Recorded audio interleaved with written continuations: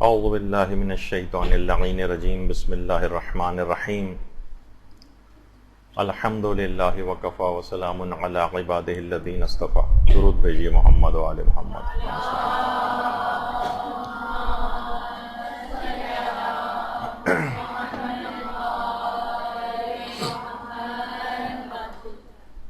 اور آج جو ہمارا عنوان ہے وہ ہے مجالس اعضاء میں جو کھلایا جانے والا کھانا یا جس کو آپ تبرک کہتے ہیں، اس کی کچھ فقہی احکام کیا ہیں، اس کے کچھ اخلاقی باتیں اس سلسلے میں کیا ہیں، اور اس کے متعلق جو اعتراضات عام طور پر کیے جاتے ہیں اس سلسلے میں علماء اس کا کیا جواب دیتے. دیکھیے، ایک ایسی چیز ہے یہ تبرک کہ شاید جس کو کھلانے والے، جس کو بانٹنے والے یا جس کو کھانے والے، کوئی بھی اس کے آداب سے اس حد تک واقف نہیں ہے کہ جتنا ہونا چاہیے. اس کے فقہی احکام سے اتنی لوگوں کی واقفیت نہیں ہے کہ جتنی ہونی چاہیے. اس کے فوائد اتنے زیادہ لوگوں کو پتہ نہیں ہے کہ جتنے ہونے چاہیے.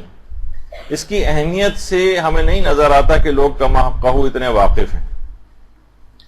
اور اس سلسلے میں خاندان اہل بیت کی سیرت کیا ہے، اس سلسلے میں علماء کرام کی سیرت کیا ہے، اس سلسلے میں جو صالحین ہیں یا مومنین ہیں ان کی سیرت کیا ہے، یہ ہم کو دیکھنا ہوگا. دوسری طرف یہ کہ یہ کھانا کھلانا جو ہے یہ اب مراسم اعضاء کا ایک لازمی حصہ بن گیا، لازمی حصہ. اور مجتہدین کی ایک بہت بڑی تعداد اس کو شاعر حسینیہ میں سے بھی قرار دیتی، یعنی اس کو دیکھ کر امام حسین کا غم اور ان کی مظلومیت کی یاد آتی. اب یہ اس کا شاعر حسینی میں سے اکثر علماء کی جو تعداد ہے وہ اس کو شاعر حسینیہ میں سے سمجھتی. لیکن جس طرح دیگر مراسم اعضاء ہیں، کچھ تو ایسی ہیں جس میں واقعتاً مراجع کا ایک فقہی اختلاف ہے، وہ اپنی جگہ پر، لیکن جو بالکل جائز، مباح، متفق علیہ جو رسومات عزاداری ہیں جن کو تمام علماء نے جائز اور مستحب کہا ہے، اس میں بھی اب کچھ افراد جن کی فکر کچھ وہابیت کی فکر سے متاثر ہے، وہ اس سلسلے میں بہت زبان اعتراض جو ہے وہ دراز کر رہے ہیں اور باقاعدہ ان چیزوں کے خلاف ایک مہم شروع کر رکھی، اور اپنے آپ کو کہتے ہیں کہ ہم اصلاح کر رہے ہیں. جو سو کالڈ مصلحین ہیں وہ ایک اعتراضات کا ایک طوفان عمومی زندگی میں بھی اور سوشل میڈیا پہ علی الخصوص اٹھا رہے ہیں. دیکھیے، ہمارے مراجع کرام انہوں نے ہمیشہ جائز اور مباح اور مستحب مراسم اعضاء کے خلاف اٹھنے والی جتنی تحریکیں ہیں ان کا مقابلہ کیا ہے، بلکہ ایک سیسا پلائی ہوئی دیوار کی طرح سے ان کے سامنے کھڑے. اور یہ ان مراسم جائز اور مباح اور مستحب مراسم کے خلاف یہ جو لوگ اس انداز سے کر رہے ہیں، اصل میں اس کو کہا جاتا ہے کہ وہابیت کی ایک سازش. یہی وجہ ہے کہ ہمارے مجتہدین میں سے آیت اللہ محمد حسین جو کاشف الغطا کے نام سے جن کی کتاب ایک ہے اصل الشیعۃ و اصولھا، اصل و اصول شیعہ کے نام سے اس کا اردو ترجمہ بھی ہوا ہے، وہ فرماتے تھے کہ عزاداری احیاء دین کا ذریعہ ہے اور عزائے حسین میں اٹھنے والے جتنے بھی شبہات ہیں یہ امویوں اور وہابیوں کی سازشوں کا حصہ ہیں. وہ فرماتے ہیں کہ اگر ان کا مقابلہ نہیں کیا اور یہ ہیلے بہانے سارے کارگر ہو گئے اور ان شاعر حسینی میں تعطل آ گیا اور آپ نے روک دیا ان کو، تو یہ ایسی مجالس کے خاتمے کا سبب ثابت ہوں گے کہ جس سے دین کا احیا وابستہ. تو ان لوگوں کی باتوں میں ہرگز نہ آیا جائے، ان کی باتوں پر بالکل کان نہ دھرے جائیں، اور ان مراسم اعضاء کو اسی طرح سے جاری و ساری رکھا جائے جیسے یہ اب تک جاری و ساری. اور باقاعدہ علماء نے تو اس سلسلے میں یہ بھی کہا ہے، جیسے کہ آیت اللہ سید جواد طباطبائی تبریزی، یہ ان کا فتویٰ ہے آپ کے سامنے. وہ کہتے تھے یہ مراسم اعضاء پر جو اعتراضات ہیں ایک بیہودہ کام ہے. دشمنان اسلام نے عزاداری کے خلاف مورچہ بندی کر لی، لیکن اس عظیم وسیلے کو لوگوں کے دلوں سے مٹانا ان کے بس سے باہر ہے. البتہ انہوں نے بیہودہ اور لغو قسم کے خلاف حقیقت اعتراضات کا بیج بونا شروع کر دیا. اس کی کوئی بنیاد نہیں ہے، اور ہمارے جو بزرگ علماء ہیں انہوں نے بالکل واضح انداز میں مراسم اعضا کے جواز کا فتویٰ دیا ہے. چند احمق اور عقل سے بے بہرہ افراد جو مراجع الزام اور علماء کے خلاف زبان درازی کر رہے ہیں کہ انہوں نے کیا خرافاتی رسمیں مثلا جو ہیں یہ قائم کر رکھی ہیں, ان کی کسی بات پر دھیان نہ دیا جائے اور ان کی ہر بات کو دیوار پر دے مارا جائے. یعنی یہ آج کل کیونکہ سوشل میڈیا پہ سب چیزیں بہت زیادہ سامنے آ رہی ہیں, اس وجہ سے یہ تمام چیزیں بھی آپ کے سامنے. اچھا, بعض اوقات کیا ہوتا ہے جب کسی رسم کو وہ دیکھتے ہیں کہ یہ چیز ختم نہیں ہو سکتی تو وہ اس کا متبادل پیش کرتے ہیں کہ بھائی کیا مناسب نہیں ہے کہ جو اتنے زیادہ اخراجات تبرک وغیرہ پر ہو رہے ہیں یہ ہم اس سے غریبوں کی امداد کرنا شروع کر دیں. تو دیکھیے وہ کسی عالم نے بڑا اچھا جملہ کہا ہے نا کہ کسی بھی غریب کو امام حسین کی آزاداری پر کمپرومائز کر کے اپنا پیٹ بھرنا قبول نہیں. کسی شیعہ غریب کو یہ بات قبول نہیں. اتنا بے غیرت اور اتنا کم ظرف کوئی بھی غریب سے غریب مومن بھی نہیں ہے کہ وہ کہے کہ آزاداری کے خرچوں میں کمی کرو اور میرا پیٹ بھرنے کے لیے مجھے پیسے دے دو. اس کو الحمدللہ اس کی برکتوں سے خود ہی اتنا پیٹ اس کا بھر جاتا ہے کہ ان کے پاس بھی بچ جاتا ہے, ان غریبوں کے پاس بھی جائے گا کہ وہ بھوکے رہ جائیں. تو کہتے ہیں کہ یہ ایسا کریں, آپ غریبوں کی امداد کر دیں. اچھا, یہی والا سوال اکثر, اب میرے پاس اتنا وقت نہیں کہ پورے فتوے پڑھوں, اس کا خلاصہ کر دیتا ہوں کہ امام خمینی سے بھی باقاعدہ پوچھا گیا. یعنی اس کا خلاصہ یہ ہے کہ یہ جو کتنے اس کے اوپر تبرک وغیرہ پر اتنے زیادہ مصارف ہوتے ہیں, اور تو کیا بہتر نہیں کہ ہم ان مصارف ان کے اوپر خرچ کرنے کے بجائے جو خانوادہ شہداء ہیں ان کے گھروں کی کفالت ہے, یا مجروحین انقلاب میں بہت سے زخمی ہیں, انقلاب کے دوران کتنے افراد زخمی ہوئے تھے, تو یہ ہم یہاں سے کٹوتی کر کے ان لوگوں کی امداد کر دی جائے. تو امام خمینی نے کہا نہیں, یہ مراسم سوگواری سید الشہداء جو ہے اس کو ہرگز ترک نہ کیا جائے. یعنی یہاں کا پیسہ کاٹ کے وہاں نہ دیا جائے. باقاعدہ مجتہدین نے اس کو یعنی دیکھا جائے تو اس وقت بڑا ایک انقلاب نیا آیا تھا اور کتنے لوگ شہید ہوئے تھے, کتنے لوگ زخمی ہوئے تھے, اور انقلاب کو اس وقت بہت پیسوں کی بھی ضرورت تھی, لیکن آزاداری کے اندر کسی قسم کی کمی, خاص طور پر تبرک کے لیے منع کر دیا. کہا نہیں, مراسم میں جو سوگواری سید الشہداء ہے یہ فوقیت رکھتی ہے, اس کو ہرگز ترک نہ کیا جائے اور ان کے اوپر خرچ کیا جائے. اچھا, اسی طرح سے بہت سارے ہمارے اور مراجع ہیں, جیسے آیت اللہ حافظ بشیر نجفی, وہ کہتے ہیں کہ بعض لوگ ہی کہتے ہیں کہ مجالس اعضاء, یہ ماتمی تنظیموں اور باقی شاعر حسینی اور امام حسین کے زائرین پر خرچ کرنے کی کوئی ضرورت نہیں ہے, یعنی ان کو کھانا وانا کھلانا, اور کہتے ہیں کہ اس مال کو فقراء پر خرچ کرنا چاہیے.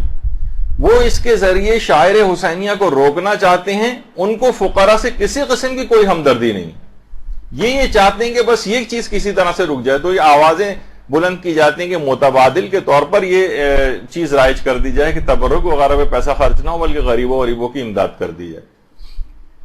اور باقاعدہ آیت اللہ صادق روحانی, ان سے بھی یہی والا سوال, بلکہ انہوں نے اپنے ایک فتویٰ میں سوال یہ پوچھا گیا کہ فقراء کو صدقہ کرنا زیادہ افضل ہے یا عزائے امام حسین میں مثلا تبرک وغیرہ کھلانا, کھانا کھلانا.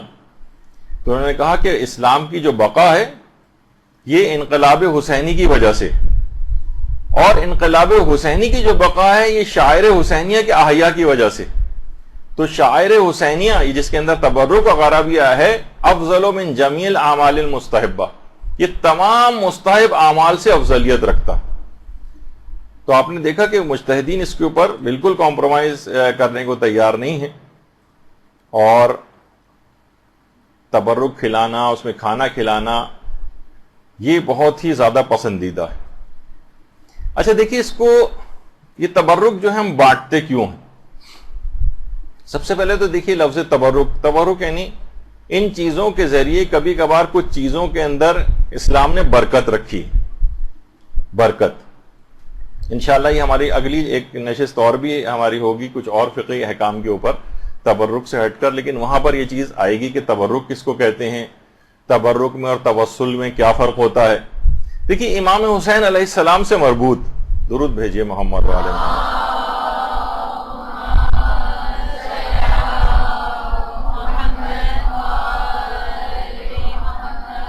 ہر چیز واجب الاحترام ہے جو بھی ان سے منسوب ہو جائے. یہی وجہ ہے کہ ہمارے علماء میں آیت اللہ حسین برجردی وہ فرماتے تھے کہ امام حسین اتنے بلند مقام پر فائز ہیں اور اتنے واجب الاحترام ہیں کہ ان سے منسوب ہر چیز کا احترام لازم، ہر چیز کا احترام. مثلا امام سے منسوب ہو گیا، مثلا اگر علم منسوب ہو گیا اب اس کا علم کا احترام ہو گیا، ابھی تک ایک کپڑا تھا اب اس کا ایک احترام آ گیا. مشق ایک عام مشق ہے، گھروں میں ڈیکوریشن پیس کے طور پر بھی بہت سی جگہوں پہ لٹکائی جاتی ہے، لیکن مشق سکینہ یا مشق عباس اب اس کو آپ عنوان دے دیں اب وہی قابل احترام ہو جائے گی. عام کپڑا ہوتا ہے، لیکن جب وہ خانہ کعبہ کے اوپر لگ جاتا ہے تو وہ قابل احترام ہو جاتا ہے. امام حسین اتنے بلند مرتبہ اور قابل احترام ہیں کہ ان سے منسوب ہر چیز کا احترام لازم ہے. اور مجالس اعضاء کا تبرک، جیسے کہ میں نے اس سے پہلے کہا کہ خود شاعر حسینی میں آیت اللہ اسحاق فیاض فرماتے ہیں کہ اہل بیت کہ عزاداروں کے لیے مجلس اعضاء کا تبرک کا اہتمام کرنا یہ تعظیم شاعر حسینی، تعظیم شاعر حسینی، یعنی آپ نے شاعر حسینیہ کی جو تعظیم کا ثواب ہے وہ آپ کو ملے گا تبرک کا اہتمام کرنے کے سلسلے میں. اچھا اب دیکھیے جو کھانا کھلانا ہے اس کی بڑی حکمتیں ہیں، بڑے فلسفے ہیں، اور اگر آپ عمومی اسلام کا مزاج دیکھیں تو اسلام بہانے سے کھانا کھلانے کی یا اطعام طعام کی ترغیب دلاتا ہے. اچھا اسلام ایک لحاظ سے ہمیں بہت سے احکام میں نظر آتا ہے کہ جیسے اسلام پیسے دینے کو ڈسکریج کر رہا ہو اور وہ کہتا ہے کہ نہیں کھانا ہی دو. مثلا روزوں کے فدیے کہ جناب بوڑھے افراد جو روزہ نہیں رکھ سکتے وہ فدیہ دیں، اور مثلا حاملہ عورتیں جو ہیں وہ روزہ جو نہیں رکھ پاتی ہیں وہ فدیہ دیں، یا بچے کو دودھ پلانے والی جو مائیں ہیں وہ فدیہ دیں. اسی طریقے سے مریضوں وغیرہ کے بھی احکام آتے ہیں. تو اسلام یہ کہتا ہے کہ نہیں پیسے نہیں دے سکتے، آپ کو کھانے ہی کی چیز دینی پڑے گی. بلکہ اکثر لوگ کہتے ہیں اچھا ہم راشن ڈلوا دیں، تو راشن کے اندر بھی اگر آپ ڈلوائیں تو اس میں آپ چائے نہیں دے سکتے، آپ پتی نہیں دے سکتے، آپ مسالے نہیں دے سکتے، آپ چینی نہیں دے سکتے، آپ نمک نہیں دے سکتے. آپ کو کھانے کی چیز دینی پڑے گی، کھانے کی. اسی طریقے سے جیسے جان بوجھ کر مثلا اگر کوئی روزہ توڑتا ہے، جیسے کفارہ عمدی جس کا دینا ہوتا ہے، یعنی 60 مسکینوں کو کھانا، یعنی 60 افراد کو یا تو کھانے، بالکل 60 افراد گن کے آپ ان کو 60 کھانوں کے پیسے نہیں دے سکتے، 60 افراد کو کھانا ہی دینا پڑے گا. یا تو مثلا دال دیں یا چاول دیں یا گوشت دیں، یا مثلا ان کو پکا کر پیٹ بھر کے کھانا کھلا دیں، یا روٹی بھی ان کو دے سکتے ہیں، لیکن آپ پیسے نہیں دے سکتے، آپ کو کھانا ہی دینا پڑے گا. اسی طرح سے مثلا حج کے کفارے، مثلا مردوں پر بند گاڑی کا سفر جو ہے وہ حرام ہو جاتا ہے اور ایک کفارہ ان کو دینا پڑتا ہے. اور اس کے اندر بھی ہے کہ جانور ذبح کرو اور اس کا گوشت غریبوں تک پہنچاؤ. یا مثلا کھانے میں اگر الائچی کا استعمال کیا جائے تو مرد اور عورت دونوں کے لیے ہے کہ ان کو کفارہ دینا پڑتا ہے. زعفران ہے. اسی طریقے سے مثلا قسم توڑنے کے کفارے، اس میں بھی یا تو کھانا دو یا لباس دو. یا مثلا بقرہ عید کی جو مستحب قربانی ہے اس میں بھی یہ سوال آتا ہے کہ کیا ہم اس سے بہتر نہیں کہ جانور ذبح کرنے سے بہتر ہم غریب کو کھانا دے دیں، غریب کو ہم پیسے دے دیں. تو اس کے اندر بھی ہے کہ نہیں، آپ کو جانور ہی ذبح کروانا ضروری، اس کی جگہ پیسے نہیں دے سکتے.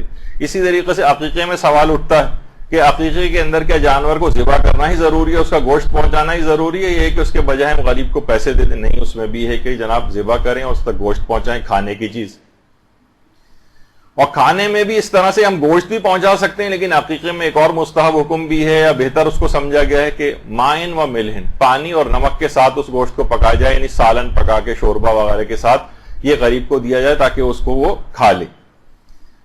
تو اسی طریقے سے اگر ہم ویسے بھی دیکھیں تو جنت کی جتنی نعمتوں کا تذکرہ ہوتا ہے اس میں وہی کھانے پینے کی چیزیں، یعنی اسلام اس کی بہرحال ایک ترغیب دلاتا ہے، اس کی ایک اہمیت ہے. اور یہی وجہ ہے کہ روایتوں میں بھی یہ بات آئی ہے کہ جو تم نے کھا لیا وہ گیا، یعنی وہ تو اب باقی نہیں رہے گا، لیکن جو تم نے کھلایا وہ وسعت پذیر ہو جائے گا، یعنی اب اس کی جزا باقی رہے گی. یہی وجہ ہے کہ ہمارے چھٹے امام جعفر صادق علیہ الصلوۃ والسلام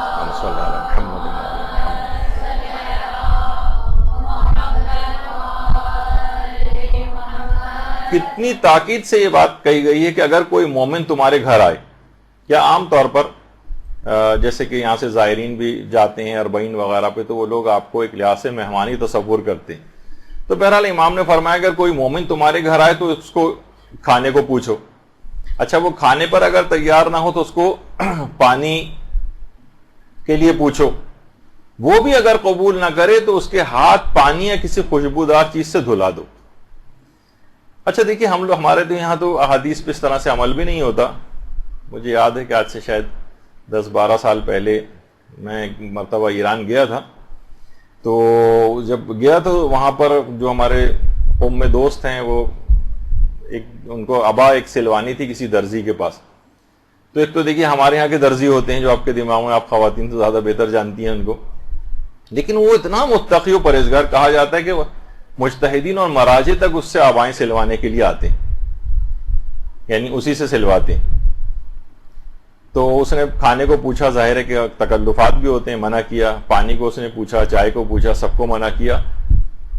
تو جلدی جلدی بھاگا بھاگا اندر گیا اور ایک بوتل کے اندر عرق گلاب رکھا ہوا تھا وہ لے کر آیا اور کہا کہ کم سے کم اس سے ہاتھ ضرور آپ دھو لیں، کیونکہ یہ امام کی حدیث ہے کہ کم سے کم اگر کوئی اس پر تیار نہ ہو تو اس کے خوشبودار کسی پانی سے اس کے ہاتھ دھلائے جائیں. تو اس حد تک دیکھیے لوگ تقوی، پرہیزگاری، ائمہ کی احادیثوں کے اوپر عمل اس طرح سے کرتے ہیں.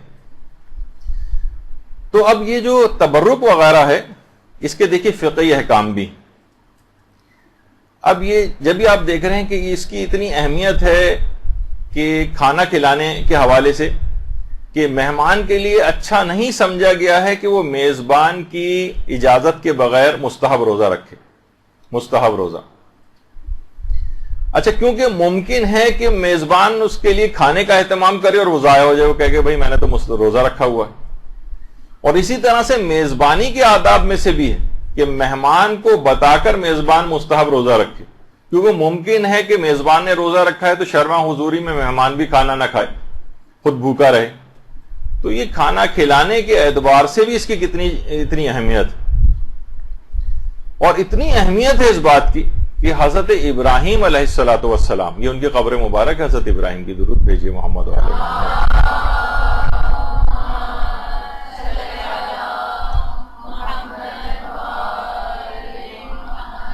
کہ باقاعدہ تفسیر نور الثقلین میں پیغمبر اکرم ختمی مرتبہ صلی اللہ علیہ وآلہ وسلم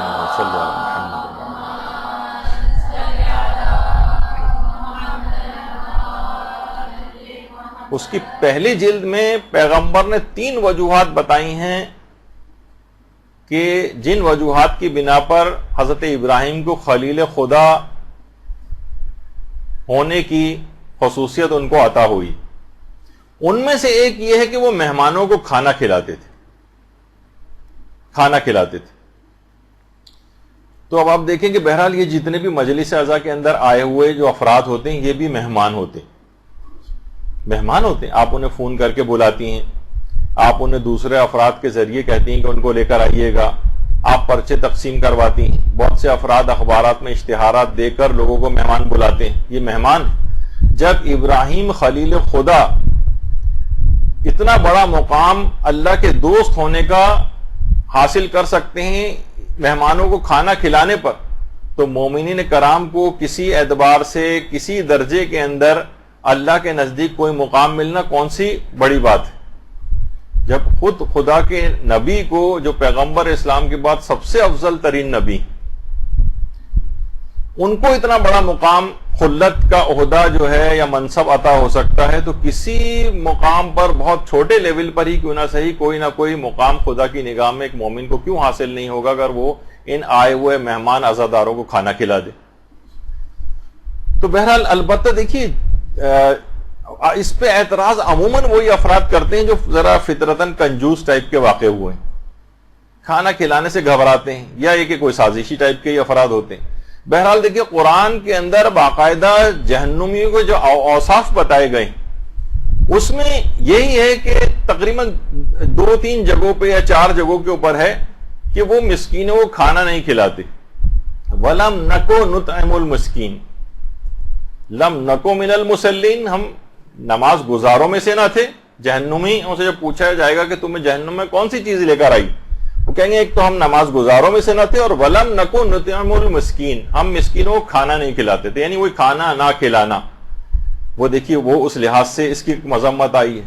یا جو سورہ معون میں ہے وَلَا يَحُضُّ عَلَىٰ طَعَامِ الْمِسْكِينِ، اس کے اندر بھی یہی بات ہے کہ مسکینوں کو کھانا نہ کھلانے کا. اچھا اب کیونکہ عزائے امام کے اندر تو غریب اور فقیر اور امیر سب آتے ہیں، تو ان سب کو کھانا کھلانے کی ایک الگ مشروعیت ہے.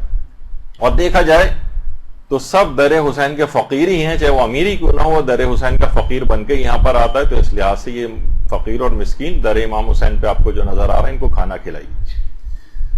اور یہ مجلس عزا کا تبرک یہ امام حسین سے منسوب ہو کر اس قدر فوائد رکھتا ہے، اس قدر شفا رکھتا ہے، اس قدر سیرت علماء اور صالحین میں اس کے واقعات ملتے ہیں کہ باقاعدہ سننے میں آتا ہے کہ ایک عالم دین تھے کہ جو اگر کہیں رستے میں جا رہے ہوتے تھے اور 10 سبیلیں بھی آتی تھیں تو ہر سبیل سے ایک ایک گھونٹ ضرور پیتے تھے.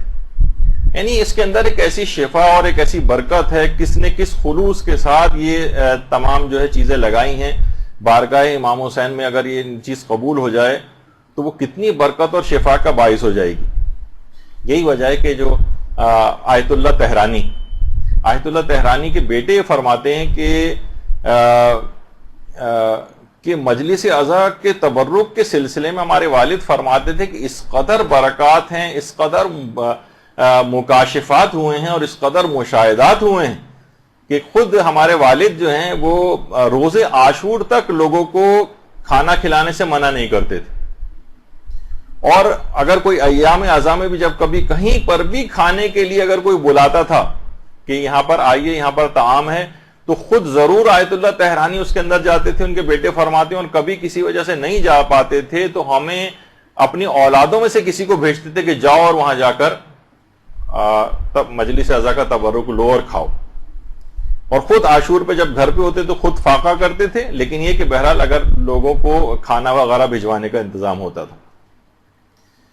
اور یہی وجہ ہے کہ علی اکبر محتشمی پور حجت الاسلام وہ یہ فرماتے ہیں کہ جس زمانے میں امام خمینی، بلکہ جو واقعہ جو یہ بات بتا رہی ہیں برداشت تھا یا سیرہ امام خمینی کے نام سے کئی والیوم میں کتاب لکھی گئی امام خمینی کی سیرت پہ، اس کے اندر حجت الاسلام علی اکبر محتشمی پور کا یہ جملہ ہے کہ امام خمینی جب فرانس میں پیرس میں جلا وطن تھے تو نوفل لو شاتو کا جو علاقہ تھا وہاں پر ان کو جلا وطن کیا گیا تھا. نوفل لو شاتو کا علاقہ جو پیرس میں تھا، یعنی اس کی اتنی شہرت ہوئی ہے کہ اس کے بعد ایرانیوں نے باقاعدہ ایران کے اندر بھی ایک علاقے کا نام جو ان کا ایڈمنسٹریٹو سب ڈویژن ہے اس کا نام بھی نوفل لو شاتو رکھ دیا تھا.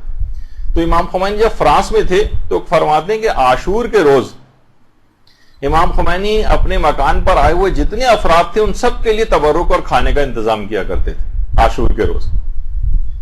تو علماء کی سیرت میں بھی یہ بات ملتی. اور آج یہ اعتراضات کیے جاتے ہیں کہ یہ چیز بدعت ہے اور یہ چیز کوئی ضروری نہیں ہے اور یہ غریبوں کو جو ہے وہ دے دینی چاہیے، جبکہ اس کی مشروعیت بالکل ثابت ہے. اور علماء کی ایک بہت بڑی اکثریت اس کو شاعر حسینیہ میں سے بھی قرار دیتی. اور کچھ اگر شاعر حسینیہ میں سے نہیں بھی سمجھتے ہیں تب بھی اس کو مستقل ایک مستحب ضرور سمجھتے ہیں. تو بہرحال اس کو کسی بھی صورت جو ہے بذل طعام یا اطعام الطعام عزائے امام حسین کے اندر یہ مستحبات میں سے قرار دیا گیا. اچھا اس کی جو مشروعیت ہے، جب کبھی ہو سکتا ہے یہ آپ تک بھی یہ بات پہنچے کیونکہ یہ بات پھیلنا شروع ہو گئی ہے تو آپ کے پاس دلائل ہونے چاہیے کہ بھائی یہ چیز تو خود شریعت کے اندر موجود ہے کہ مجلس عزا کے سلسلے میں تبرک اور کھانے کا انتظام کرنا.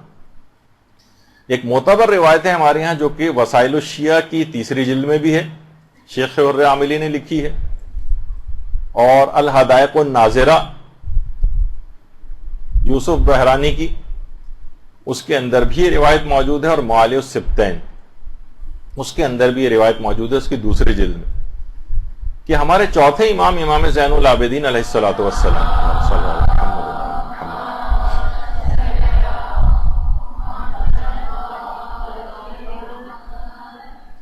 کہ مجالس عزا اور عزائے امام حسین اور ماتم امام حسین کے لیے جو عورتیں جمع ہوتی تھیں ان کے لیے امام خود کھانے کا اہتمام فرماتے تھے اور کھانا ان کے لیے بھجواتے تھے. اچھا صرف کھانے ہی کے حوالے سے نہیں، جو روایت ہے ابھی تو ہم اس کے اوپر ڈسکس کریں گے. اچھا اطعام طعام کا تو بار بار تذکرہ آ رہا ہے، اسی کے اندر پانی پلانے کی جو مشروعیت ہے، جو سبیلیں آپ کو نظر آتی اس کی بھی خود الگ سے، یعنی خود جو ہماری کامل الزیارت ہے ابن قولویہ کی، اس کے اندر بھی یہ والی حدیث آئی ہے کہ جو بھی روز عاشور قبر امام حسین کے قریب لوگوں کو پانی پلاتا ہے وہ بالکل اسی طرح سے ہے کہ جیسے عاشور کے روز لشکر امام حسین کے ہمرکاب ہو کر لشکر حسینی کو پانی پلائے. درود بھیجیے محمد و آل محمد صلی اللہ علیہ وسلم.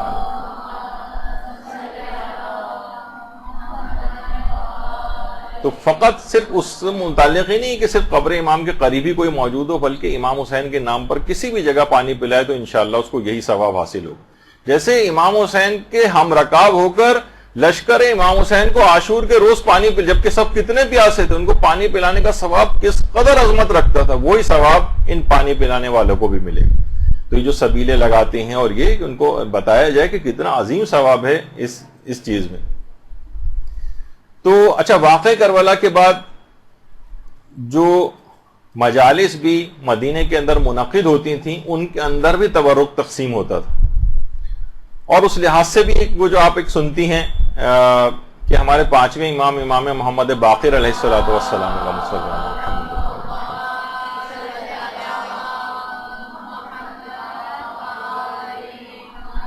نے وصیت کی تھی باقاعدہ کہ 10 سال تک مینا میں، میدان مینا کے اندر 10 سال تک مجلس عزا منعقد کی جائے، اور اس کے لیے باقاعدہ امام نے 800 درہم مختص کیے تھے، اور 10 سال تک کی مجالس عزا برپا کرنے کے اوپر جو اتنے اخراجات ہوتے ہیں، اس زمانے میں ذاکرین وغیرہ کو اس طرح سے پیسے وغیرہ دینے کا اس قدر ویسا رواج نہیں تھا. تو لیکن اس کا مطلب یہ ہے کہ جو بھی انہوں نے وصیت کی تھی اور پیسہ اس کام کے لیے مختص کیا تھا، تو یہ تمام اخراجات اس کے اندر شامل ہوتے ہیں، جس میں ان کو کچھ کھلانا، کچھ دینا، یا جو بھی ارینجمنٹ اس کے ہوتے ہوں گے، امام نے باقاعدہ وصیت کی تھی. اور آج بھی وہ تو پرانا مینا تھا، اور آج اب تک جتنے بھی شیعہ حجاج ہیں اس کے اوپر عمل کرتے ہیں، اور باقاعدہ تقریباً تمام کاروان میدان مینا میں ایک مجلس عزا امام محمد باقر علیہ السلام کی اس وصیت کے مطابق اس کے اوپر عمل کر کے ایک مجلس عزا برپا کرتے ہیں، اور لوگوں کو وہاں تبرک بھی دیا جاتا ہے، کھانا وغیرہ بھی کھلایا جاتا ہے.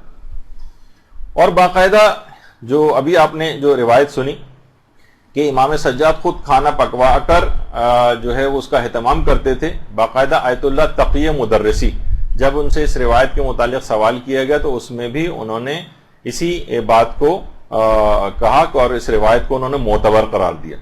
اچھا روایت کیا ہے؟ روایت ہے کہ لما قتل الحسین ابن علی، یعنی جب امام حسین قتل ہو گئے تو نساء بنی ہاشم انہوں نے سیاہ لباس جو ہے وہ پہنے، اور وہ کسی سے بھی سردی اور گرمی کی کوئی شکایت نہیں کرتی تھی. وَقَانَ علی ابن الحسین، یعنی ہمارے امام زین العابدین علیہ السلام یعملوا لہن الطعام للماتم، اس مجلس عزا اور اس ماتم کے لیے باقاعدہ کھانے کا اہتمام فرمایا کرتے تھے. یعنی خود چوتھے امام کی سیرت میں سے ہے یہ کھانا بھجوانا، یعنی وہ فاطمیات اور وہ خاندان اہل بیت کی عورتیں جو مجلس و ماتم برپا کیا کرتی تھیں، چوتھے امام باقاعدہ ان کے لیے کھانے کا اہتمام فرمایا کرتے تھے. اس لحاظ سے یہ معتبر روایت کے مطابق یہ سیرت امام سجاد بھی، محاسن برقی وغیرہ کے اندر بھی اس روایت کو لکھا گیا. اس کے علاوہ ایک اور روایت اب ذرا تاکہ آپ کے سامنے یہ سب چیزیں رہیں، اور کہ یعنی ایسا نہیں کہ بس لوگوں کے پیٹ بھرنے کے لیے، ایک دل بستگی کے لیے یا اپنے خواہش نفس کے لیے کوئی انسان کھانا کھلاتا ہے، لوگ کھانا کھاتے ہیں، بلکہ یہ خود اس میں مشروعیت ہے، اس میں شرعی پہلو ہے. کہ حضرت موسیٰ علیہ السلام کی ایک حدیث ہے جس کو علامہ فخر الدین الطروحی نے مجمع البحرین جو کتاب ان کی ہے اس کے اندر اس کو لکھا ہے، اس کی 3 جلد میں، کہ حضرت موسیٰ نے ایک دفعہ پروردگار عالم سے کہا کہ پروردگار، امت محمدی کو کن خصوصیات کی بنا پر تمام امتوں کے اوپر فضیلت حاصل، کن خصوصیات کی بنا پر؟ تو پروردگار عالم نے کہا کہ 10 خصوصیات کی بنا پر امت محمدی کو دیگر امتوں کے اوپر فضیلت حاصل. تو حضرت موسیٰ نے کہا کہ پروردگار وہ 10 خصوصیات کون سی ہیں تاکہ میں وہ بنی اسرائیل کو تعلیم دوں اور وہ بھی اس کے اوپر عمل کریں. فرمایا وہ 10 خصوصیات میں سے ایک ہے نماز، ایک ہے مثلا روزہ، زکوٰۃ، حج، جہاد، جمعہ، نماز جماعت، قرآن، علم اور عاشورہ. حضرت موسیٰ نے فوراً کہا کہ پروردگار یہ عاشورہ کیا ہے؟ تو کہا کہ سبت نبی پر گریہ و بکا کرنا اور محمد مصطفیٰ کے بیٹے کی مصیبت پر گریہ و زاری کرنا. اور سبت نبی کے یا محمد مصطفیٰ کی بیٹی کے بیٹے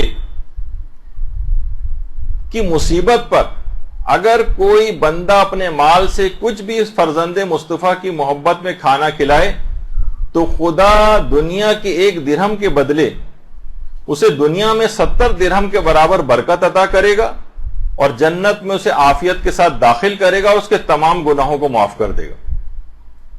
آپ لوگوں نے بڑے آرام سے اس حدیث کو سن لیا بغیر درود کے. اللہم صلی علی محمد و علی محمد.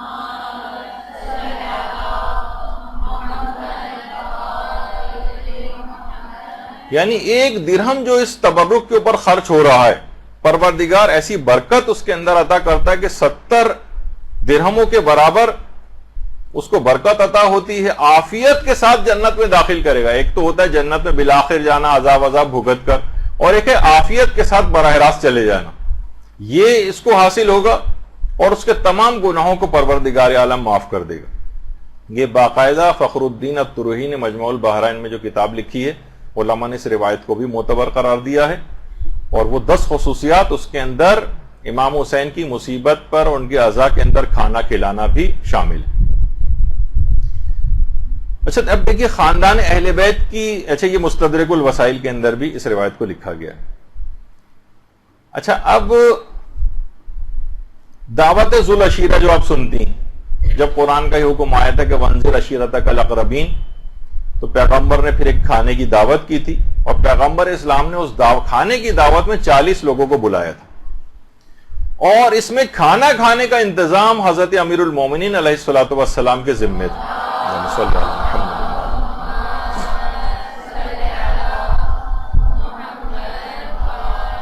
بغیر کھانے کے بھی بلایا جا سکتا تھا، اور وہ تو کفار تھے، لیکن یہ ایک ایسی حکمت اس کے اندر ہے کھانا کھلانے کے اندر کہ اس کے بعد انسان ہر بات کو قبول کر لیتا ہے، سن لیتا ہے. ایک نہیں بلکہ 3 دن تک وہ دعوت ہوئی تھی، دعوت ذو العشیرہ.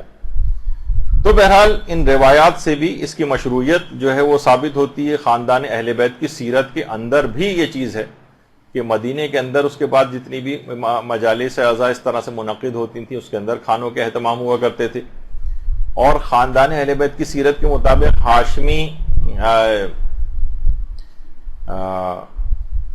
ہاشم معروف الحسینی، انہوں نے باقاعدہ ایک کتاب لکھی ہے من وحی الثورۃ الحسینیہ. اس کے اندر یہ والی بات لکھی ہے کہ کان الفاطمیون فی یوم عاشورہ ینحرون الابل والبقر، یعنی جو فاطمیون، یہ جو خاندان اہل بیت کے جو افراد تھے، یہ عاشورے کے روز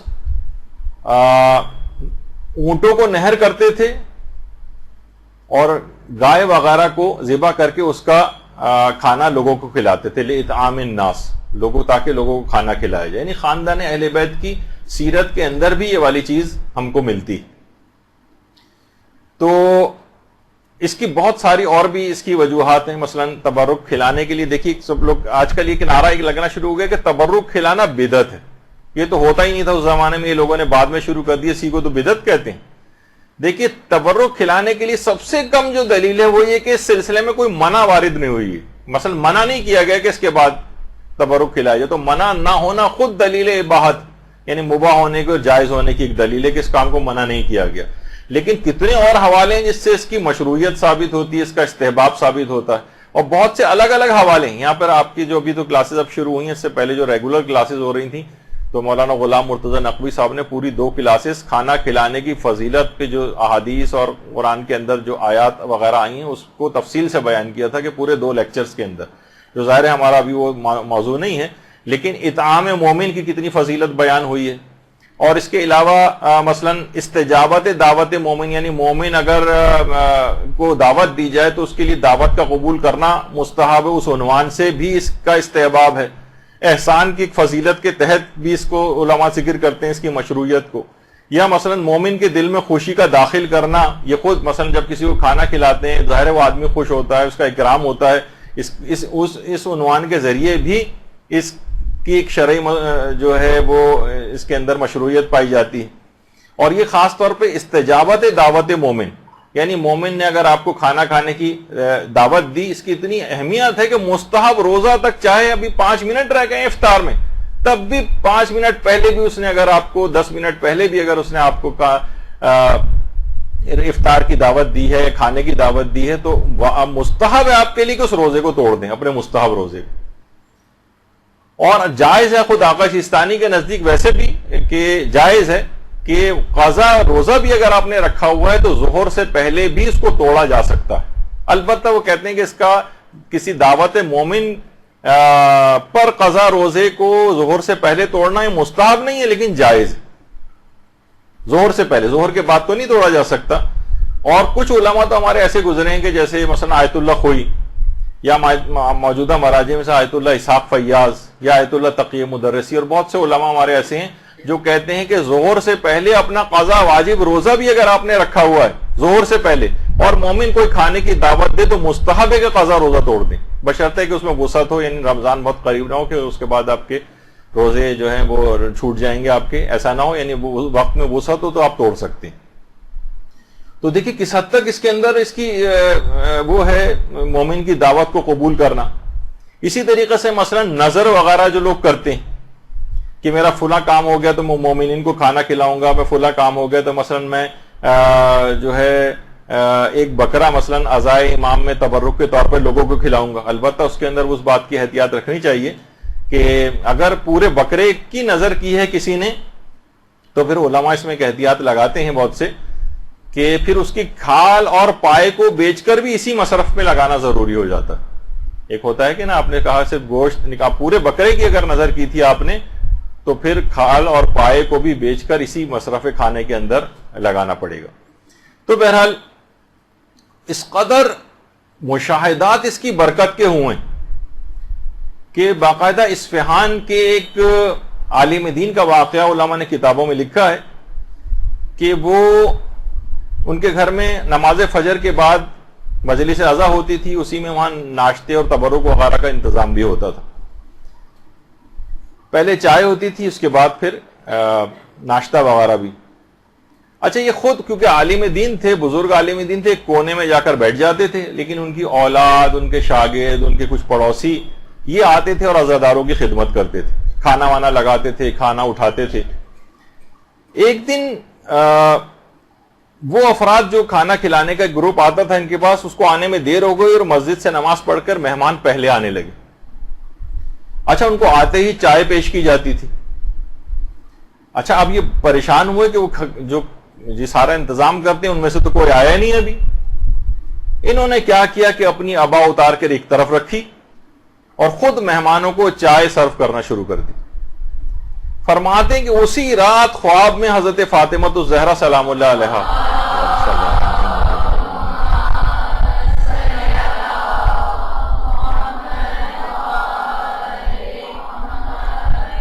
خواب میں آتی ہیں اور فرماتی ہیں کہ پہلے تم ایک جگہ بیٹھ کر لوگوں کو خوش آمدید کہتے تھے، لیکن ہمارے نوکر تم آج بنے ہو. یہ جو تم نے اپنے ہاتھوں سے سرو کر، یعنی جو تم نے کیا ہے، تم نے لوگوں کی خدمت کی ہے اور لوگوں کو اٹھ کر چائے دی ہے، اصل خدمت اور نوکری تم نے آج کی. تو یہ بہت اہم ہے، یعنی انسان اس کے اندر خود حصہ لے اور ان تمام چیزوں کے ضروری ہے کہ اس کے فقہی احکام، ان کی شرائط وغیرہ کو بھی مد نظر رکھے. تبرک کی کچھ شرائط بھی ہیں، کچھ اس کے فقہی احکام بھی ہیں. پہلی تو چیز سب سے یہ ہے کہ اس میں مکمل خوشنودی خدا یا خوشنودی امام حسین کی نیت ہونی چاہیے. اس میں کوئی فرق نہیں ہے. خوشنودی امام حسین، لوگ کہتے ہیں مولا کی ہم خوشنودی کے لیے کر رہے ہیں، اس میں خود مبادرت یہی ہوتی ہے کہ وہ اللہ کی خوشنودی کے لیے کام ہوتا. تو اپنی نیت کو انسان کو چاہیے کہ خالص رکھے، اپنی نیت کو بالکل خالص رکھے اور مکمل اخلاص کے ساتھ تبرک کھلائے۔ وہ دیکھیے وہ ہے نا کہ جو کہ سورہ دہر کی بھی آیات ہیں، جسے سورہ انسان بھی کہا جاتا ہے اس سورے کو، کہ اس کے اندر یہی بات کہی گئی، انما نطعمکم لوجہ اللہ لا نرید منکم جزاء ولا شکورا، جزاء ولا شکورا، ہم صرف اور صرف لوگوں کو پروردگار عالم کی وجہ سے کھلاتے ہیں، اور کسی اور شخص سے ہمیں کوئی جزا اور کوئی شکریہ نہیں چاہیے، مکمل اخلاص کے ساتھ کھلانا۔ یہ خود قرآن کے اندر اس کی علماء نے کہا کہ اتنے اس میں اخلاص کی ضرورت ہے، کھانا کھلانے میں خوشنودی پروردگار کی ہے، مثلا خوشنودی امام حسین اگر آپ کہیں تو اس کی نیت ہونی چاہیے۔ اچھا پھر اور کسی کی کوئی تعریف وعریف کا، کسی کی شکریہ کا کہ ہم نے اتنا اچھا کیا لیکن انہوں نے اس کے باوجود نہ کوئی شکریہ ادا کیا، نہ کوئی رسپانس دیا، نہیں، جن کے لیے کیا ہے وہ ان کی طرف سے شکریہ کی توقع ہونی چاہیے، لوگوں کی نہیں ہونی چاہیے۔ اچھا پھر بہترین چیز جو آپ کو پسندیدہ وہ آپ تبرک کے طور پر دیں۔ لن تنالوا البر حتى تنفقوا مما تحبون، جو قرآن کی آیت ہے سورہ آل عمران کی، کہ تم نیکی تک اس وقت پہنچ ہی نہیں سکتے جب تک کہ راہ خدا میں اس چیز کا انفاق نہ کرو جس کو تم سب سے زیادہ پسند کرتے ہو، یعنی پسندیدہ چیز ہونی چاہیے۔ یہی وجہ ہے کہ اصول کافی کی جو چوتھی جلد ہے اس میں باقاعدہ یہ والی روایت موجود ہے کہ انفاق جب انسان کرے راہ خدا کے اندر تو اسے اپنی محبوب چیز راہ خدا میں انفاق کرنی چاہیے۔ امام کو علم ہوا کہ کسی شخص نے چینی شکر کو راہ خدا میں دیا ہے، تو اس نے امام نے اس کو بلایا اور یہ والی آیت یاد دلائی کہ اپنی محبوب چیز کو راہ خدا میں دینا ہوتا ہے، یہ تم نے کیا دیا ہے؟ کہا کہ مولا یقین کیجئے کہ مجھے شکر سب سے زیادہ محبوب ہے، میں نے اسی چیز کو ہی راہ خدا میں دیا ہے۔ تو دیکھیے کوئی خراب کوالٹی کی کوئی چیز نہ ہو، کوئی مضر صحت چیز نہ ہو تبرک کے اندر، کیونکہ راہ خدا میں محبوب چیز دینی ہے۔ اگر آپ نے خراب یا بیکار سی کوئی چیز یا مضر صحت کوئی چیز اگر دی ہے تو یہ سوء ادب ہے، ایک تحقیر ہے، یہ راہ خدا کے اندر آپ دے رہے ہیں، گویا خدا کے ہاتھ میں چیز جا رہی ہے اور آپ ایک حقیر چیز دے رہے ہیں۔ بہتر سے بہتر چیز ہونی چاہیے، کوالٹی کے بھی اعتبار سے، کوانٹٹی کی بھی اعتبار سے۔ ابھی آتی ہے اس کی تفصیل آگے، اور یہی وجہ ہے کہ سورہ بقرہ کے اندر بھی بات آئی کہ یا ایھا الذین آمنوا انفقوا من طیبات، یعنی بہتر سے بہتر، پاکیزہ سے پاکیزہ چیز۔ اب یہ دیکھیں کہ جو بھی آپ تبرک پکوا رہی ہیں اس کے اندر گھی اور تیل اگر مضر صحت، مثلا آپ نے کیٹرنگ والے کے ذمہ ڈال دیا اور وہ پتہ نہیں کون کون سے تیل اور گھی اس کے اندر جو ڈال رہے ہیں مضر صحت، سستے ترین، لوگوں کی صحتیں اس سے خراب ہو رہی ہیں۔ مومنین کی صحتوں، دیکھیں مومنین کے جسموں کے اندر یہ چیز جائے گی، تو اچھی سے اچھی چیز کا آپ کو انتخاب کرنا، اور صرف یہ نہیں کہ نیت اچھی، اس میں یہ بھی ہو کہ یعنی ریاکاری اور دکھاوے کی نیت نہ ہو۔ مثلا اتنی زیادہ دیگیں فلاں صاحب جو ہے کرتے ہیں، 100 دیگیں پکواتے ہیں، ایک شہرت ان کی اس لحاظ سے ہو جاتی۔ یا مثلا نہیں کہ بہت سے لوگ آج کل آپ کو پتہ ہے کہ جیسے سیاسی حلیم ہونا شروع ہو گئے، یعنی اس میں لوگ اپنے کانٹیکٹس بناتے ہیں، اس میں صاحبان ثروت اور آفیشلز کو بلاتے ہیں، جس کو سیاسی حلیم کا نام دیا جاتا ہے۔ اب تصویر میں دینے کے معنی یہ نہیں ہے کہ آپ ان لوگوں کو ہی سمجھیں، یعنی اس طرح کی ایک چیز ہوتی ہے کہ اس میں یعنی خوشنودی امام حسین یا خوشنودی خدا کی نیت پیچھے چلی جاتی ہے۔ ہم کسی کی نیتوں پہ ویسے شک نہیں کر سکتے کہ ہر ایک پہ یہ حکم لگائیں، لیکن بہرحال انسان کو جو خود یہ کر رہا ہو وہ اپنی نیت کو پاک و پاکیزہ رکھے، کہ کوئی سیاسی مقصد اور یہ نہ ہو، نیت خالص ہونی چاہیے۔ اور اگر نیت خالص ہو تو اہل بیت خود مدد کے لیے آتے ہیں، اس تبرک کے اہتمام تک کی مدد ان کی طرف سے ہو جاتی۔ آقا سید علی شہرودی یہ فرماتے ہیں، یہ خاندان ایک شہرودی جو ہے جس میں علماء اور مراجع کی بڑی تعداد جو ہے وہ گزری ہے، اسی خاندان کے تھے آیت اللہ آقا سید علی شہرودی۔ یہ فرماتے ہیں کہ اس زمانے میں نجف میں مدرسہ بزرگ آخوند خراسانی، آخوند خراسانی ہمارے بہت ہی بڑے علماء کے اندر گزرے ہیں، آج بھی ان کی کتنی کتابیں حوزہ علمیہ کے اندر پڑھائی جاتی ہیں، اجتہاد تک کوئی پہنچ نہیں سکتا جب تک کہ ان کی کتابوں کا مطالعہ نہ کر لے۔ تو ان کا ایک مدرسہ تھا وہاں پر، آخوند خراسانی کا جو مدرسہ تھا، وہاں کے ایک خادم کا انتقال ہو گیا. آقا سید علی شاہرودی فرماتے ہیں کہ 7 محرم کی شب تھی. عموماً عراق کے اندر 7 محرم کی جو شب ہوتی ہے، اس میں مصائب حضرت عباس پڑھے جاتے ہیں. حضرت عباس علمدار علیہ الصلوۃ والسلام سے منسوب یہ شب ہے. صلی اللہ علیہ محمد.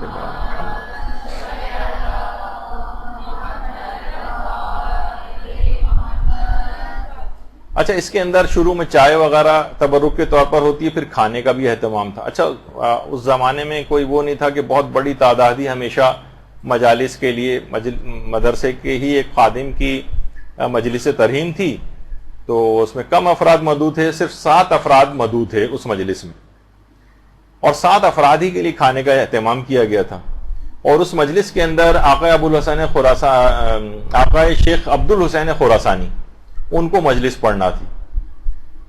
اچھا، اب ہوا یہ، سید علی شاہرودی فرماتے ہیں کہ اس رات اس جو مجلس ترہیم تھی، کیونکہ خادم کی تھی مدرسے کے، تو آیت اللہ سید محمود شاہرودی، جن کی تصویر آپ کے سامنے، آیت اللہ سید محمود شاہرودی، ان کو پتہ چلا کہ خادم مدرسہ کی مجلس ترہیم ہے. یہ خود ایک لحاظ سے بن بلائے اس محفل میں آ گئے، اور ان کے ساتھ ہی ان کے بھائی آیت اللہ سید محمد حسینی شاہرودی بھی ان کے ساتھ آ گئے، 2 مجتہدین. اچھا، جب یہ 2 افراد آئے تو ان مجتہدین کو دیکھ کر دیگر بہت سارے افراد بھی ان کے ساتھ آ گئے. کھانا مشکل سے 7 افراد کا اہتمام تھا، اور 24 سے زیادہ افراد آ گئے وہاں پر. ظاہر مجتہدین کو دیکھا دیکھی لوگوں نے کہا یہ جا رہے ہیں تو ہم لوگ بھی چلتے ہیں ساتھ میں. 24 افراد، اور کھانا دستیاب اتنا تھا نہیں. اچھا، اس زمانے میں بازاروں میں اتنے ایزیلی کھانے اویلیبل نہیں ہوتے تھے. کم پڑ گیا تو بازار سے لے آؤ، ہوم ڈیلیوری سے منگا لو، یہ تو اس زمانے میں نہیں ہوتا تھا. اب بانی مجلس سخت پریشان ہو گئے. بانی مجلس بڑے پریشان ہوئے. سید علی شاہرودی کہہ رہے ہیں کہ ظاہر ہے کہ اتنے بڑے علماء اور مجتہدین آئے ہیں، کھانا کم پڑ جائے کتنی بے عزتی اور شرمندگی کی بات ہے. گھر سے باہر نکل کر پریشانی کے عالم میں آئے سڑک پر، اور سر سے عمامہ اتار دیا، اور روضہ ابو الفضل العباس علیہ السلام کا رخ کیا. اللہم صلی علی محمد و علی محمد.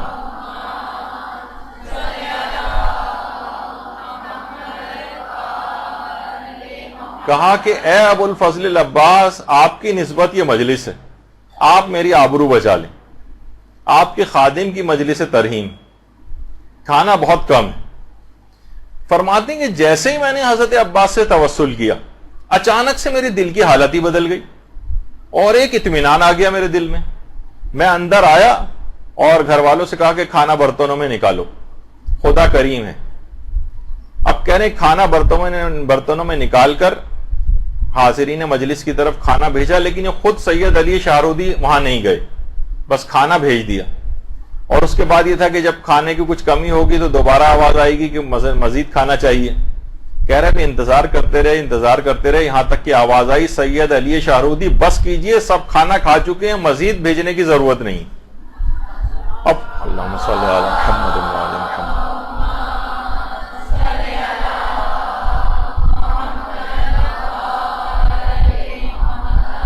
سید علی شاہرودی فرماتے کہ میں حیران ہو کر، میرے سب گھر والے بھی حیران، میں بھاگا اندر گیا، دیکھا دسترخوان پہ جو برتن ہیں وہ کھانوں سے بھرے پڑے ہیں، اور وہ پتیلی جس میں یہ 7 آدمیوں کا کھانا تھا اس کے اندر بھی آدھا کھانا ابھی بھی بچا ہوا ہے.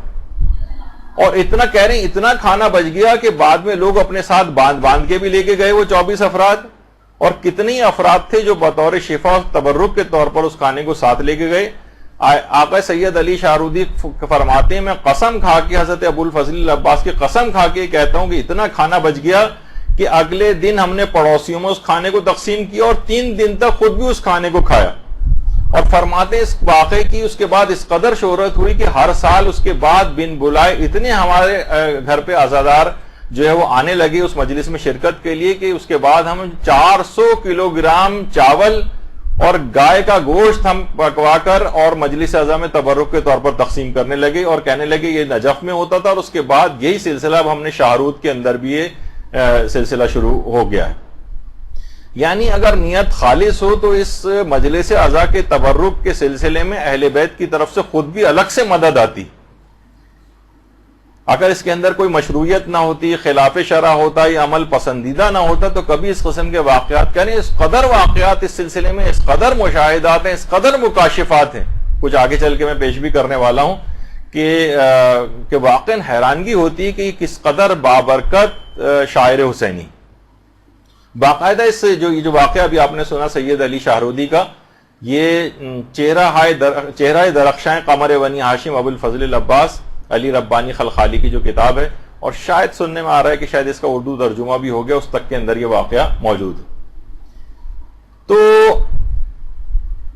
تو بہرحال کیا ہے کہ نیت خالص ہونی چاہیے. تو ابھی ہم مسائل فقہ میں یہی چیز بیان کر رہے تھے کہ نیت بالکل خالص ہو، کوئی دنیاوی نیت نہ ہو، اور کوشش کیا یقیناً اس بات کو یقینی بنانا چاہیے کہ مال حلال سے تبرک ہونا چاہیے، مال حرام سے تبرک نہیں ہونا چاہیے. جو ہمارے گزرے ہیں عالم شیخ محمد حسین آل کاشف الغطا، یہ فرماتے تھے جملہ واقعتاً یہ بہت اہم ہے جملہ ان کا، کہ واجبات و حرام میں فاعل اور زمان و مکان کے اعتبار سے شدت ہوتی. یعنی ایک گناہ ایک عام شخص انجام دے، لیکن وہی گناہ کرنے والا کوئی عالم دین ہو، اس کی شدت زیادہ ہوگی. اور زمان میں کے اعتبار سے شدت آ جاتی. عام دنوں میں آپ کوئی گناہ کریں اور رمضان میں وہی گناہ کریں، شدت ہوگی. عام رات میں کوئی گناہ کریں اور معاذ اللہ شب قدر میں وہی گناہ کریں، شدت آ جائے گی. اسی طریقے سے مکان کے اعتبار سے شدت ہوتی. ہم گھر میں بیٹھ کر ایک گناہ کریں، لیکن وہی گناہ مثلا مسجد یا امام بارگاہ میں کریں. معاذ اللہ ثم معاذ اللہ وہی گناہ مثلا خانہ کعبہ کے صحن میں بیٹھ کر کریں. اکثر لوگ وہاں پہ کرتے ہیں، طواف لوگ کر رہے ہیں، تھک گئے، سب لوگ آپس میں بیٹھ گئے، ادھر ادھر کی باتیں شروع ہو گئی، تو خانہ کعبہ کے صحن میں بیٹھ کر غیبتیں ہونے لگتی. تو بہرحال شدت آ جائے گی، کیونکہ آپ نے جس جگہ آپ نے ایسا کیا ہے. اچھا بہت سے دیکھیں گناہ ایسے ہیں کہ وہ دوران نماز بھی انسان اس گناہ کے اندر مبتلا ہوتا ہے، جس کی ایک مثال علماء دیتے ہیں، مثلا مردوں کا داڑھی مونڈنا. ورنہ عام طور پہ دیکھیں جس وقت انسان نماز پڑھتا ہے اس وقت وہ غیبت نہیں کرتا، جھوٹ نہیں بولتا، کوئی اور حرام کام اس سے نہیں ہوتا. لیکن داڑھی مونڈا ہوا ہونا یہ خود ایک ایسا گناہ ہے جو دوران نماز ہو رہا ہوتا ہے. تو بہت ساری چیزیں دیکھیے ایسی، جیسے ہمارے ہاں مستحب ہے، مثلا نکاح مستحب، اس نکاح کی تقریب کے اندر کتنے حرام کام ہو رہے ہوتے ہیں، شدت آ جائے گی. تو اسی طریقے سے جو مال حرام ہے، مال حرام یہ ایک ایسے اثرات رکھتا ہے کہ واقعتاً انسان، جو امام کہتے تھے نا کہ تم پر میری بات کا اثر اس وجہ سے نہیں ہو رہا ہے کیونکہ تمہارے پیٹ حرام سے بھرے ہوئے، اس کے بعد وہ حجت خدا کے قتل کرنے پر تیار ہو جاتا ہے، اور واقعہ کربلا جیسا خونچ کا واقعہ نمودار ہو جاتا ہے. تو بہرحال اسی طریقے سے یہ جو تبرک ہے امام حسین کا، یہ ہر قسم کے مال حرام سے پاک ہونا چاہیے. کوئی چوری کا مال نہ ہو، کوئی فراڈ کا مال نہ ہو، کوئی حرام اسکیموں میں پیسہ لگایا ہوا اس کا پروفٹ آ رہا ہے وہ نہ ہو، کوئی سودی اسکیم کے پیسہ جو پروفٹ آ رہا ہے اس سے یہ والا تبرک نہ خریدا جائے. اسی طرح سے اگر کوئی خمس نہ نکلا ہوا مال ہے، اس مال کے اوپر خمس واجب الادا تھا اور اسی سے آپ نے مثلا تبرک خرید کے تقسیم ہو رہا ہے، یہ خود ایک حرام ہو جائے گا، یہ نہیں ہونا چاہیے. تو بہرحال آخری زمانے کی علامتوں میں سے یہی علامت بتائی گئی ہے روایت میں کہ اس زمانے میں آدمی اس بات کا خیال نہیں کرے گا کہ کہاں سے میرے پاس حلال سے آ رہا ہے یا حرام سے آ رہا ہے. یہ ایک بڑی ایک عالمیہ ہے کہ جس کی طرف اور ایک اور چیز بھی ہے جو آغا سیستانی سے بھی سوال کیا کہ یہ بھی حرام میں چلا جاتا ہے. بعض اوقات دیکھیے چندے جمع کر کر کے تبرک خریدا جاتا ہے، عام طور پر مساجد میں یا عام طور پر کچھ ایسے جو پروگرامز ہوتے ہیں. تو ضرورت سے زیادہ اگر جمع ہو جائے تو کیا کسی اور نیک کام پر خرچ کر سکتے ہیں اس چندے کو؟ عزاداری مثلا کھانا کھلانے کے لیے آپ نے تبرک کے پیسے چندے کے طور پر جمع کی، بچ گئے پیسے، تو فرمایا کہ نہیں، اسی چیز میں خرچ کرنا ضروری ہے. اسے امام حسین کی کسی اور مجلس میں استعمال کر لیا جائے، لیکن کوئی اور نیک کام اس سے نہیں کیا جا سکتا. تو دیکھیے یہاں تک اس بات کی اہمیت ہے. تو چندے کے اندر بھی یہی سلسلہ ہے اسی طرح سے مثلا تبرک کے لیے اگر کسی نے خالصتاً تبرک کے لیے جمع کیا ہے تو جو بچ جائیں اس میں سے پیسے وہ اگلی کسی مجلس کے تبرک ہی میں استعمال ہوں. مثلا وہ پیسے اگر آپ نے تبرک کا کہہ کے جمع کیے ہیں تو تبرک میں استعمال ہوں گے. اس سے مثلا یہ نہیں کر سکتے کہ امام بارگاہ مسجد کی بکنگ کرانے کے جو پیسے ہوتے ہیں اس میں دے دیں. جو نیت سے جمع کیے ہیں اسی نیت سے ہی اس میں خرچ ہونے چاہیے. اور یہی جو بھی آیت اللہ شیخ جواد تبریزی جو تھے ان سے یہ سوال پوچھا گیا تھا اگر کوئی چیز سید الشہداء کے لیے وقف کی جائے تو اس کا مصرف کیا ہے, تو انہوں نے یہ فرمایا کہ اگر واقف نے اس بات کا تعین نہیں کیا تھا تو اسے عزاداری, مجالس یا اطعام عزادارانی کے اندر خرچ کی جائے یا فقیر زائرین کی مدد کی جائے جو بیچارے اتنا مال نہیں رکھتے اور زیارت وغیرہ پہ جا رہے ہوتے ہیں, ان میں خرچ کیا جا سکتا ہے. لیکن اس کے علاوہ کسی اور مقصد کے لیے خرچ نہیں ہو سکتا. تو اچھا بعض سی جگہوں پہ سننے میں آیا کہ بعض اوقات جو اس طرح کے پروگرامز ہوتے ہیں اس میں جو رضاکار وغیرہ پیسے جمع کر لیتے ہیں تو اس کے بعد جب وہ پروگرام ہو جاتا ہے اور پیسے بچ جاتے ہیں تو کیا کرتی ہے انتظامیہ کے جو رضاکاروں میں وہ تقسیم کر دیتی ہے کہ بھائی یہ پیسے بچ گئے, آپ لوگوں نے ماشاءاللہ سے بہت کام کیا, یہ پیسے ہم آپ میں تقسیم کر رہے ہیں. یہ نہیں کر سکتے, حرام ہے, کیونکہ سب لوگوں نے جو چندہ دیا ہے اس کام کے لیے وہ انہوں نے دیا ہے اس مخصوص کام کے لیے, مثلا تبرک کے لیے, مجلس اعضاء کے لیے, لوگوں میں تقسیم کرنے کے لیے نہیں دیا ہے. تو جو لوگ اس طرح سے کرتے ہیں تو ان کے لیے پھر یہی ہے کہ اگر جب کسی سے چندہ مانگیں تو زیادہ بہتر یہی کہ پہلے سے ان سے اجازت لے لیں کہ بھائی جو پیسہ بچے گا ہم اس کو کسی بھی اچھے مصرف میں ہم پر آپ چھوڑ دیں, ہم کہاں خرچ کریں گے تو ہم وہاں پر اس کو خرچ کر دیں گے. دیکھیے یہ جب بھی کہا جاتا ہے کہ حلال اور پاکیزہ چیز, وَكُلُوا مِمَّا رَزَقَكُمُ اللَّهُ حَلَالًا طَيِّبًا, جو سورہ مائدہ کی آیت ہے اس کے اندر یہی کہ آپ کو حلال اور طیب کے اندر سے کھانا ہے. تو اس طرح کی جو چیزیں ہیں کہ جس کے اندر حرام مکس ہو جاتا ہے تو دیکھیے حرام مال سے اگر کوئی تبرک ہوگا تو اس کی روحانیت اور معنویت بالکل ختم ہو جائے گی, بلکہ اس سے آثار وضع ہوں گے.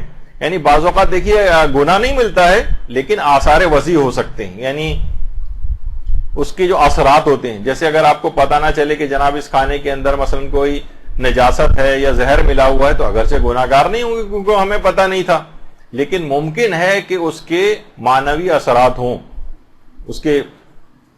اچھا بعض اوقات یہ ہوتا ہے, دیکھیے اس میں یہ بھی فقہی مسئلہ بتا دیا جائے کہ مثلا ہم کسی کے گھر یا مجلس اعضاء کے اندر گئے اور ہمیں معلوم ہے کہ جو مجلس اعضاء برپا کر رہا ہے اس کی اکثر آمدنی جو ہے نا حرام پر مشتمل ہوتی, یہ مثلا رشوتیں لیتا ہے یا اس کا فلاں حرام چیز کا بزنس ہے. تو لوگ یہ کہتے ہیں پھر ہماری ذمہ داری کیا ہے جو تبرک تقسیم ہو رہا ہے کھانے کے اعتبار سے.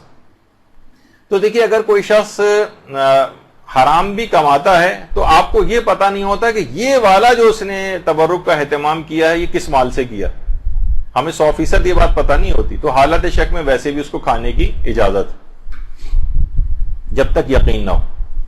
ہاں اگر بالکل یقین ہمیں پتہ ہے کہ یہ ابھی فراڈ کر کے وہی پیسہ لے کر آیا ہے یا اس نے رشوت کے طور پر مثلا یہ چاول کی بوری جو ہے لی ہے فلاں شخص سے اور اسی سے ہی تبرک تقسیم کروا رہا ہے تو ایک الگ مسئلہ ہو سکتا ہے. لیکن عام طور پر لوگوں کو اس بات کا پتہ نہیں ہوتا, معلوم ہے کہ یہ شخص حرام کماتا ہے, اب یہ پتہ نہیں کہ یہ والا تبرک اس نے کس پیسے سے لیا ہے. تو حالت شک میں اس تبرک کو کھا سکتے ہیں اور اس میں کوئی حرام نہیں.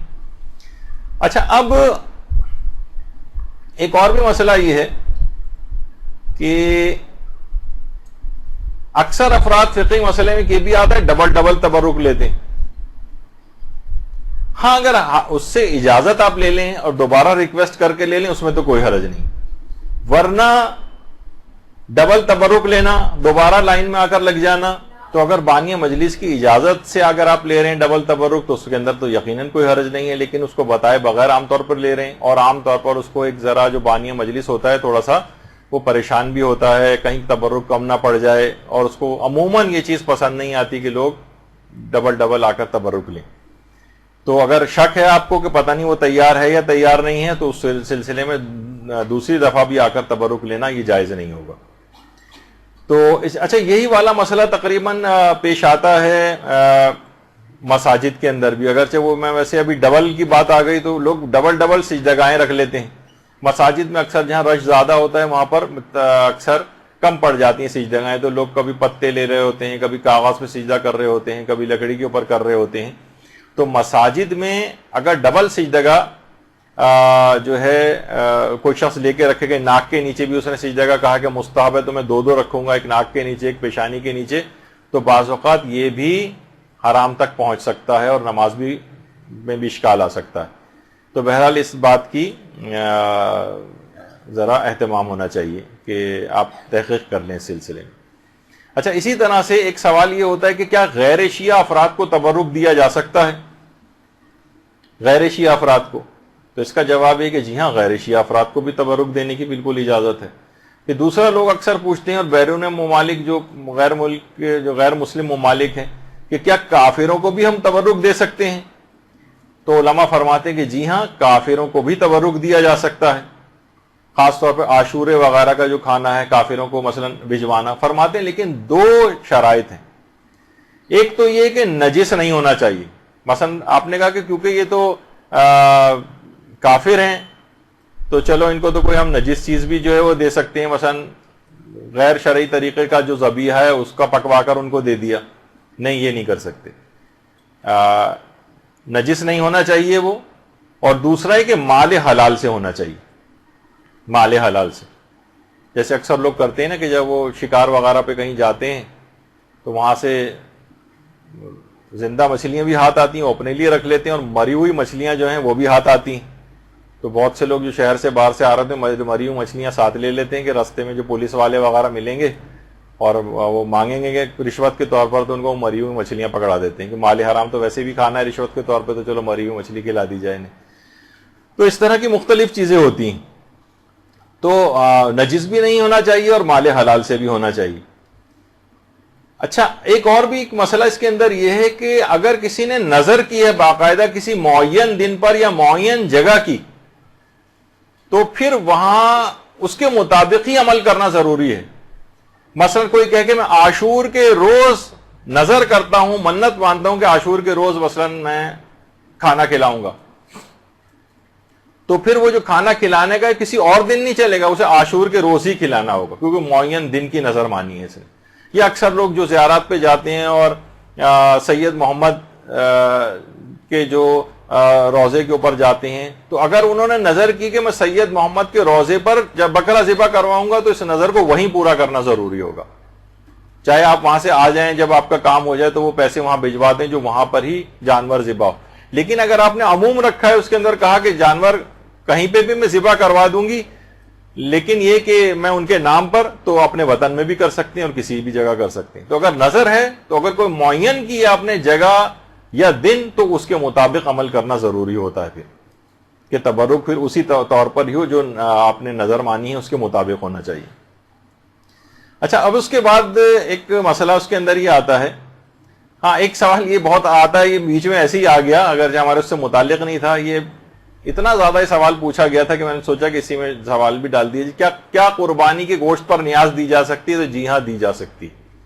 اتنے ہزار لوگوں نے سوال پوچھا کہ جو ہے اس کو سوچا کہ اس کو الگ سے بھی بیان کر دیا جائے. قربانی کے گوشت پر بھی نیاز ہو سکتی ہے.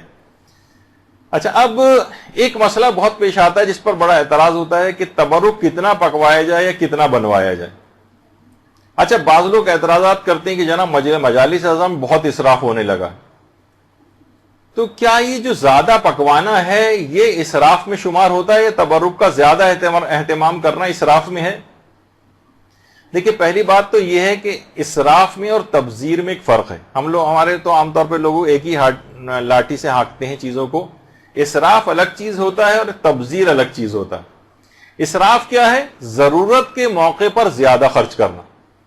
مثلا شادی ہے، اب تو شادی بھی ہمیں مثلا ایک بہت ہی متوسط طبقے میں اگر ہو رہی ہے، بلکہ اب تو میں کبھی بھی اس قسم کے الفاظ کرتا ہوں تو لوگ بعد میں ہنستے ہیں کہ بھئی آپ نے اتنے کم اخراجات بتائے. مثلا 5 لاکھ میں اگر شادی ہو رہی اور مثلا وہ 20 لاکھ اس کے اوپر خرچ کر رہا ہے، ضرورت کا موقع ہے لیکن اس نے ضرورت سے بہت زیادہ خرچ کر دیا، اپنی حیثیت سے بڑھ کر، یہ اسراف میں چلا جائے گا. اور بعض اوقات اس کا خمس بھی نکالنا پڑتا ہے اسراف میں جو پیسہ خرچ ہو جائے. اچھا، یہ تو ہے اسراف. اور تبذیر کس کو کہتے ہیں؟ تبذیر بلا ضرورت خرچ کرنا. وہ تو اسراف میں ضرورت تھی پھر زیادہ خرچ کیا تھا اپنی حیثیت سے بڑھ کر. تبذیر میں تو بلا ضرورت خرچ کرنا. مثلاً آپ 10 کا نوٹ ہے، آپ نے پھاڑ کے پھینک دیا، یہ تبذیر ہے. آپ نے مثلاً آگ لگا دی نوٹ کو، یہ تبذیر ہے. تو اسراف میں اس شخص کو دیکھا جاتا ہے کہ جو کہ اس کی حیثیت کیا ہے، اور تبذیر کے اندر حیثیت نہیں دیکھی جاتی. مثلا کہا جاتا ہے کہ دیکھیے اگر ضرورت ہے نا تو آپ 1000 واٹ کا بھی بلب جلائیے. مثلا اس وقت آپ اتنی بڑی تعداد میں خواتین یہاں بیٹھی ہوئی ہیں، کتنے اے سی چل رہے ہیں، پنکھے چل رہے ہیں، لائٹیں چل رہی ہیں، یہ ضرورت کا موقع ہے اس وقت. لیکن اگر کوئی بھی نہ ہو اور یہ سب لائٹیں، پنکھے اور اے سی چل رہے ہوں، یہ ناحق ہو جائے گا. یعنی اس کے اندر حق اور ناحق موقع جو ہے وہ دیکھا جاتا ہے. یعنی جب واقعی ضرورت ہو تو 1000 واٹ کا بھی بلب جلائیے، اور ضرورت نہیں ہے، دن نکلا ہوا ہے تو 0 پاور کا بھی کیوں جلائیں؟ ناحق موقع ہے. تو اسی طریقے سے مثلا اگر کوئی شخص بہت زیادہ امیر بھی ہے، مثلا کوئی کروڑ پتی، ارب پتی، اس کے لیے بھی 10 کا نوٹ پھاڑنا جائز نہیں.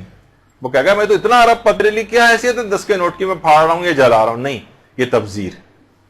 تو ضرورت کے موقع پر اگر زیادہ خرچ کر دیا جائے، ضرورت کے موقع پر، مثلا علماء فرماتے ہیں کہ جیسے ایام عزائے تبرک اگر زیادہ بنوا لیا جائے اور خواہ اس میں بچ بھی جائے تو ظاہر ہے کہ پھینکنے کی تو اجازت نہیں ہے، لیکن ایسا اہتمام کیا جائے کہ غریبوں میں تقسیم کر دیا جائے، رشتہ داروں میں تقسیم کر دیا جائے، جیسے کہ عموماً ہمارے یہاں ہوتا بھی ہے، غربا میں تقسیم کر دیا جائے. پہلے سے ایسی جگہیں لوکیٹ کر کے رکھ لی جائیں کہ اگر تبرک بچ گیا، تھیلیوں کا انتظام یہ وہ کہ ہم اس کو ضائع نہیں ہونے دیں گے اور لوگوں میں تقسیم کر دیں گے. اور عموماً ایسا ہوتا ہے، کیونکہ دیکھیے نیکی کے کام میں وہ جو ہے نا، روایات میں بھی بات آئی کہ لا خیر فی الاسراف ولا اسراف فی الخیر. خیر کے کاموں میں کوئی اسراف نہیں اور اسراف کے کام میں کوئی خیر نہیں. تو اس میں بھی یہی ہے. اور باقاعدہ جو ہمارے چھٹے امام، امام جعفر صادق علیہ الصلوۃ والسلام،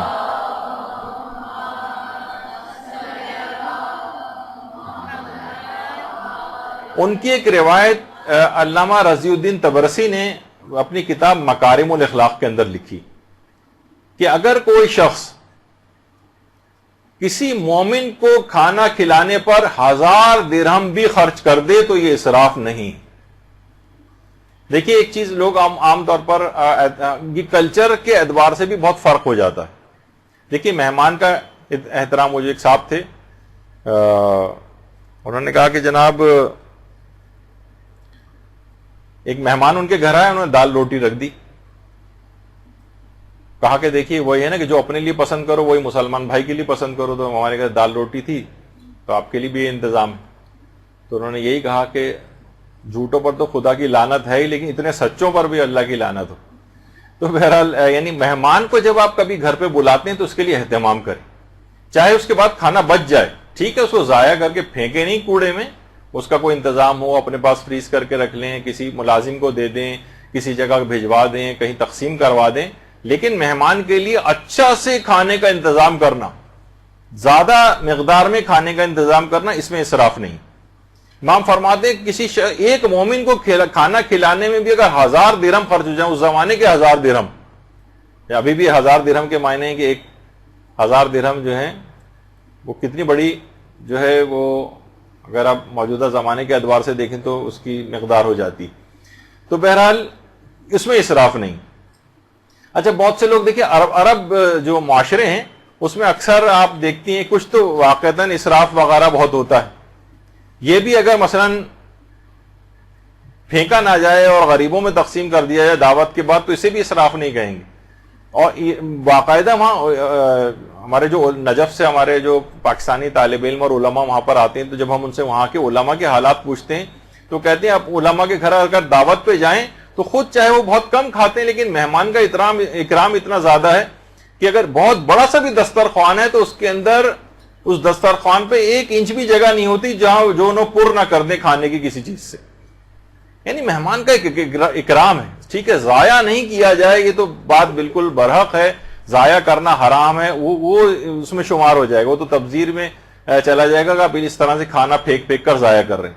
لیکن اس کے اندر کوئی اسراف نہیں.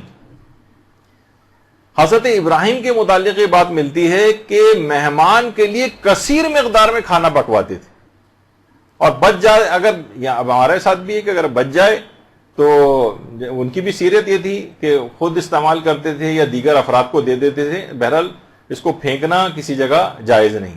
جب بھی جو قرآن کی آیت بھی ہے کہ کلو وشربو ولا تسرفو، کھاؤ پیو لیکن اسراف نہ کرو، یعنی پھینکو ایکو نہیں، ضائع نہیں کرو. اور بلکہ روایت میں آیات میں یہ بات بھی آئی ہے کہ نہ تو اتنا کم کرو کہ بالکل ہی اپنے ہاتھوں کو گردن سے باندھ لو، نہ اتنے زیادہ اس کو کر دو کہ بالکل یہ معاملہ آپ کے ہاتھ سے نکل جائے. اتنا زیادہ آپ نے اسراف کر دیا اور کہ اس کے اندر حرام وغیرہ تک بات پہنچ جاتی. تو اکثر ایسا بھی ہوتا ہے کہ دیکھیے فقہی مسائل کے اندر بھی آتا ہے کہ اکثر لوگ جو ہے مجالس مساجد کے اندر افطاریوں اور سحریوں کا انتظام کرتے ہیں اور اس میں سے بہت تعداد بچ جاتی ہے. تو مجالس اور امام بارگاہوں کے اندر جو اس طرح سے ہو جائے اور چیزیں بچ جائیں، دیکھیے تبرک اگر بچ جائے تو کیا کرنا چاہیے؟ تبرک اگر بچ جائے تو دیکھیے اگر وہ تبرک کسی کی شخصی ملکیت تھا تو جو صاحب غذا ہے اس سے آپ اجازت کے بغیر کسی کو نہ دیا جائے. مثلا کسی سے اگر آپ نے شخصی طور پر ڈونیشن لیا تھا اور وہ بچ گیا تبرک، تو آپ کو چاہیے کہ اس سے شخصی طور پر اجازت لیں، حتیٰ کہ آپ ادھر ادھر لوگوں میں تقسیم بھی اس کی اجازت کے بغیر نہیں کر سکتے، کیونکہ ممکن ہے کہ وہ چاہتا ہو کہ بھائی یہاں پر کھانا کھلا دیں، جو بچ جائے ٹھیک ہے میں گھر لے جاؤں گا، اپنے گھر والوں کو دوں گا، اپنے پڑوسیوں کو دے دوں گا، اپنے رشتہ داروں کو دے دوں گا، اور آپ کو اس کی نیت پتہ نہیں. تو یہ تبرک اس کی اجازت کے بغیر کسی اور کو نہیں دیا جا سکتا، جو غریبوں کو بھی نہیں دیا جا سکتا. ہاں اس کو اگر نیت کا پتہ چل جائے تو ایک الگ بات. اچھا دوسری اس کی اجازت ہو تو ایک الگ بات. دوسرا یہ کہ اگر تبرک کسی معین نظر شرعی کا ہے اور وہ بچ گیا، مثلا اس نے یہ کہا کہ جناب مجلس اضاحی کے اندر اس کو تقسیم کیا جائے، تو اب کسی اور پروگرام کے اندر کوئی اور مسجد کا کوئی مجلس کا کوئی پروگرام ہو رہا، کوئی اور اس سے ہٹ کر کوئی پروگرام ہو رہا مجلس سے، تو اس میں تقسیم نہیں ہو سکتا کیونکہ معین نظر شرعی کا. اچھا کئی افراد کے چندہ دینے والے بہت سارے افراد ہیں تو سب کی اجازت ہونی چاہیے، یا تو ان کی اجازت سے کسی دوسری جگہ پر خرچ کریں. مثلا اگر ہم نے خود ہی چندہ دیا ہے اور تو ہم کہیں پہ بھی اس کو تقسیم کروا سکتے ہیں، اور جتنے لوگوں نے چندہ دیا ہے ان سب کی اجازت ہونی چاہیے. اچھا بعض اوقات یہ ہوتا ہے کہ چندہ دینے والے افراد معلوم نہیں ہوتے، بہت سے لوگوں سے چندہ لیا اور اس کے بعد ہمیں پتہ ہی نہیں، تو پھر اس مال کو یہ جو بچ گیا ہے اس وقت تبرک کے پیسے بچ گئے یا تبرک بچ گیا تو یہ مال مجہول المالک سمجھا جائے گا، اور حاکم شرع مجتہد کے وکیل سے اجازت لے کر پھر اس کو تقسیم کروا سکتے ہیں، اس کا جو بھی مصرف ہوگا. سب سے بہتر تو یہ کہ جس وقت بھی چندے وغیرہ کام، کیونکہ یہ بہت اس کے سوالات بھی آتے ہیں، ہم نے دیکھا ہے علماء سے بھی پوچھے جاتے ہیں، مدرسے کے بھی اس پہ سوالات بہت آتے ہیں کہ اس طرح سے جو پیسہ بچ جاتا ہے اسے کیا کیا جائے. تو چندہ دینے والے افراد اگر نامعلوم ہیں تو حاکم شرع سے رابطہ کر کے ان سے اس پیسے کا مصرف معلوم کر لیا جائے. اچھا اب بہتر تو یہی کہ جس وقت چندہ لے رہے ہیں ان سے اسی وقت اجازت لے لی جائے کہ بھائی آپ دے رہے ہیں، جو بچ جائے گا ہم فلاں فلاں چیز میں استعمال کر لیں گے، تو پھر کام ٹھیک ہو جائے گا. اچھا پھر ایک سوال، آیت اللہ شبیری زنجانی ہمارے جو ایک مرجع ہیں اس وقت ماشاءاللہ حیات ہیں، ان سے بھی یہ سوال پوچھا گیا کہ تبرک وغیرہ کے سلسلے میں جو پیسے ہیں بعض اوقات وہ بچ جاتے ہیں، تو کیا ہم یہ کر سکتے ہیں کہ مسجد یا امام بارگاہ کا مائک خرید لیں؟ اس سے مائک وہ بھی تو ضرورت ہوتی ہے نا مجلس کے لیے، تو انہوں نے منع کر دیا نہیں، تبرک کے لیے اگر آپ نے لیا ہے تو اسی مصرف میں اس کو استعمال ہوگا، اس سے کسی اور مصرف میں اس کا استعمال نہیں ہو سکتا. پھر ایک سوال یہ ہوتا ہے کہ مساجد میں کیا کھانا کھلانا جائز ہے؟ مثلا بہت سے امام بارگاہیں چھوٹی ہیں، مسجد کے ہال بھی استعمال ہونے لگتے ہیں، اس کے بعد کھانا لگ رہا ہے، مسجد کے اندر بھی کھانا لگنا شروع ہو گیا اور دسترخوان بچھنے لگے. تو علماء فرماتے ہیں کہ 3 شرطیں پوری ہونی چاہیے. نمبر 1 تو یہ کہ متولی شرعی کی اجازت ہونی چاہیے، اس کی اجازت کے بغیر نہ کریں یہ کام، جو بھی متولی شرعی ہے مسجد کا، جس کے ہاتھ میں مسجد کا اختیار ہے مجتہد کی طرف سے. اور دوسرا یہ ہے کہ مسجد کو گندا اور خراب نہ کیا جائے. عام طور پہ ہم دیکھتے ہیں کہ مساجد کے اندر افطار وغیرہ کا انتظام ہوتا ہے، ہر قدم پہ ایک گٹھلی پاؤں کے اندر چپکی ہوئی ہوتی، یعنی کسی پلیٹ کے کارنر میں کماں نہیں رکھتے بلکہ ایسی کھایا اور وہیں پر پھینک دیا. مسجد کو اس طرح سے گندا کرنا یہ بھی جائز نہیں ہے. اور نمازیوں کے لیے کوئی مزاحمت ایجاد نہیں ہونی چاہیے. مثلا وہ بیچارہ نماز پڑھنے کے لیے آ رہا ہے, ہر طرف دسترخوان بچھے ہوئے, لوگ کھانا کھا رہے ہیں, نماز پڑھنے کی اسے کوئی جگہ نہیں مل رہی. ایسا نہیں ہو. ان کے لیے جو نماز پڑھنے والے ہیں ان کے لیے اتنی انف اسپیس ہونی چاہیے وہاں پر کہ وہ آرام سے نماز پڑھ سکیں. ان شرطوں کے ساتھ پھر اجازت مل جاتی ہے کہ مسجد کے اندر بھی کھانا کھلایا جا سکتا, یعنی یہ تبرک وغیرہ. اچھا, پھر یہ کہ اگر بالفرض زیادہ پکوا لیا جائے, ضرورت سے زیادہ اس کا اہتمام ہو جائے, تبرک کی جتنی ضرورت ہوتی ہے اس سے زیادہ, تو باقاعدہ علماء کی سیرت میں ملتا ہے کہ ایک مومن ہے صادق رفیع, وہ سناتے ہیں کہ ایک دفعہ مسجد میں مائکرو فون لے کر کسی مولانا نے باقاعدہ اعلان کرنا شروع کر دیا تھا, اور کھانا جو پکوانے والے ہیں ان کی بڑی مذمت کی تھی کہ کھانا آپ لوگ بہت زیادہ پکوا لیتے ہیں, کم پکوایا کریں وغیرہ, اور لوگوں میں بانٹنا پڑ جاتا ہے, اور اتنا تقسیم کرنے کی کوئی ضرورت نہیں. کہہ رہے ہیں اسی رات کو ہمیں آیت اللہ شیخ جواد تبریزی کے پاس جانا ہوا. آیت اللہ شیخ جواد تبریزی کے سامنے یہ معاملہ رکھا کہ کیا کھانا میں کم پکوانا چاہیے, تو انہوں نے جواب میں یہ کہا کہ نہیں, کھانا مجلس عزا کے لیے کثیر مقدار میں پکوائیں, بچ جائے تو ٹھیک ہے گھر لے جائیں, لیکن کوئی کمی اس سلسلے میں نہیں ہونی چاہیے. دیکھیے, دینے والے مجلس عزا کے تبرک کے لیے دل کھول کر دیتے ہیں, پکانے والے دل کھول کر پکاتے ہیں, کھانے والے بھی اپنے طور پر کھاتے ہیں, لیکن معترضین کے پیٹ میں بلا وجہ کا ایک مروڑ اٹھ رہا ہوتا ہے. ان کو نہ ایک پیسہ دینا ہے, بلکہ کھانا کھانے والے میں تو وہ شمار ہوتے ہیں, پیسہ دینے والوں میں نہیں ہوتے, لیکن اعتراض سب سے زیادہ بڑھ کر وہی لوگ کر رہے ہوتے ہیں.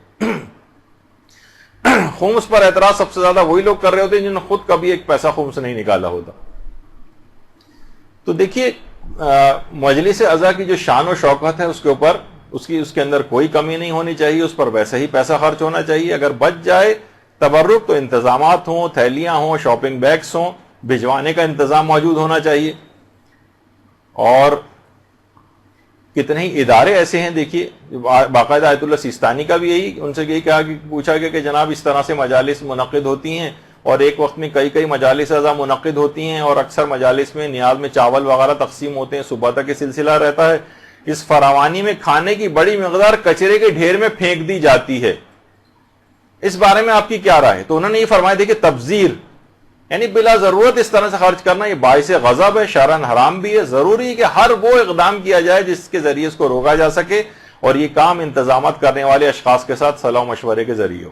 یعنی جہاں پھینکنے والی بات آ جائے وہ تو کوئی بھی مجتہد برداشت نہیں کرے, وہ تو شیخ جواد تبریزی بھی منع کریں گے. وہ کہتے ہیں کہ نہیں, ہو جائے زیادہ پک جائے تو کھانا مومنین ساتھ باندھ کے لے جائیں یا غریبوں میں تقسیم ہو جائے, لیکن کمی نہیں کریں اس کے اندر کہ کچھ لوگ ایسے ہی واپس جا رہے ہیں, کھانا ختم ہو گیا گھر واپس جا رہے ہیں. نہیں, یہ اس کی شان و شوکت کے خلاف ہے.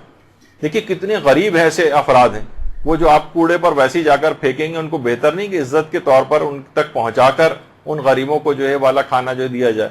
یہ کتنے, جب ہی شوکیسوں کے اندر جو لگی بازار کے کھانوں کے اندر, اکثر علماء نے کہا ہے کہ خاص طور پر دینی طالب علم بازاروں میں جو سجی ہوئی چیزیں ہوتی ہیں شوکیسوں میں, وہ خرید کے نہ کھائیں, ان میں ایک بے برکتی آ جاتی. غریب جو خرید نہیں سکتے ان کو حسرت بھری نگاہوں سے جب ان چیزوں کو دیکھتے ہیں, ان کھانوں پہ سے برکت اٹھ جاتی. تو بہرحال یہ کہ ان تک ویسے ہی چیز پہنچائی جائے. تو لیکن یہ کہ بارگاہ حسینی کے اندر تو دیکھیے سبھی فقیر ہیں, یا فقیر و غنی کا کوئی فرق نہیں. آیت اللہ محمد حسین غربی اصفہانی کمپانی آیت اللہ بہجت کے اساتذہ میں سے تھے, نجف میں ان کی عالمیت تھی. لوگ یہ دیکھتے تھے تبرک کی جو چائے ہے یہ خود نکال کر لوگوں کو دے رہے ہیں. مرجع تقلید جیسے آیت اللہ سیستانی خود چائے اگر تقسیم کرتے آپ کو نظر آئیں تو کیسا لگے گا؟ یعنی لوگ بڑے حیران ہو جاتے تھے. اچھا, یہ خود کیا کرتے تھے؟ چائے تقسیم کرتے تھے خود, جبکہ مرجع تھے آیت اللہ کمپانی. جن کے متعلق علماء کہتے ہیں کمپانی اسی وجہ سے کہ ان کے والد کی کمپنیاں تھیں, بہت ہی امیر کبیر آدمی تھے. لیکن اس کے بعد یہ نہیں کہ زیادہ مال و دولت ہو جائے تو علم دین سے اتنی زیادہ انسان بے رغبت ہوتا چلا جاتا ہے, اس کی اولادوں میں بھی نہیں نظر آتا. یہ اتنا علم انہوں نے حاصل کیا, کتنے مالدار ترین باپ کے بیٹے ہونے کے باوجود کہ عالمیت کے اس پہ مرجع تقلید بنے. اور اس کا انکساری کا یہ عالم تھا کہ باقاعدہ لوگوں کو خود سے چائے نکال کر دیتے تھے, اور عزاداروں کے جوتے سیدھے کیا کرتے تھے. لوگ کہتے تھے ارے آقا یہ کیا کر رہے ہیں؟ یعنی اتنے عظیم عالم, سوچیں کہ آیت اللہ میلانی جیسے مرجع تقلید وہ بھی ان کا شاگرد تھا, کہ آقا یہ کام ہمیں کرنے دیں.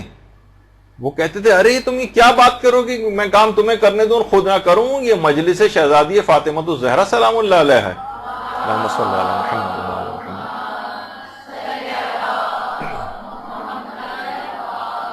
ارے یہ مجلس امام مظلوم علیہ الصلوۃ والسلام ہے، ممکن ہے کہ میری نماز شب قبول نہ ہو، ممکن ہے کہ میرے دیگر اعمال قبول نہ ہو، مگر یہ عمل تبرک کی تقسیم یہ اور مجلس اعظم عزاداری کی خدمت یہ لازماً قبول ہوتی. میں اس کام کو کیسے چھوڑ دوں، میں اس کام کو ترک نہیں کر سکتا. اور اتنی یقین کیجئے برکتیں ہیں اس کام میں کہ واقعتاً لوگ کرنے والے جو اس میں ہیں خود آبزرو کرتے ہیں. ایک عالم دین نقل خود کرتے ہیں کہ ایک دکاندار سے ان کی بات چیت ہوئی تو اس دکاندار نے بتایا کہ 30-40 سال ہو گئے میں ایام عزا کا جو عشرہ اول ہوتا ہے اس میں شام ہی سے میں اپنی دکان بند کر دیتا ہوں، جبکہ پیک ٹائم ہوتا ہے اس وقت کاروبار کا. یعنی اس وقت دکاندار کے پاس گاہکوں کی ایک لائن ہوتی ہے، بمشکل میں جو ہے وہ بہرحال دکان بند کرتا ہوں اور اس کے بعد میں مجالس عزا کا تبرک جا کر تقسیم کرتا ہوں اور میں جو ہوں سبیلوں کا انتظام کرتا ہوں، خود جگہ کھڑے ہو کر وہاں پر لوگوں کو پانی اور شربت وغیرہ پلاتا ہوں. خدا جانتا ہے کہ میں ایک کام بغیر کسی لالچ کے فقط خوشنودی پروردگار کے لیے کرتا ہوں. اور اس نے خود بتایا ان عالم دین کو کہ اس کاروبار کی اس میرے اس عمل سے اگرچہ میں دکان بند کرتا ہوں، پیک آورز میں دکان بند کر کے جاتا ہوں، اس قدر برکت اللہ نے میرے کاروبار میں اس کے بعد سے دی کہ دکان ہر وقت میری گاہکوں سے بھری رہتی ہے. بمشکل گاہکوں کو دکان سے باہر نکال کے دکان بند کرنا پڑتی. اللہم صلی علی محمد.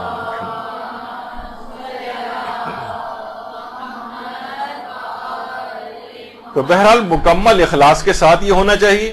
اور اس کے بعد اگلی شرط یہ ہے کہ تبرک کے اندر وجاہت ہونی چاہیے. یہ کیا چیز ہے؟ یعنی اس کے اندر کوالٹی ہو، کمن اور کیفن دونوں، یعنی کوانٹٹی کے اعتبار سے بھی کوالٹی کے بھی اعتبار سے. ایک تو کوانٹٹی کے بھی اعتبار سے یا کوالٹی.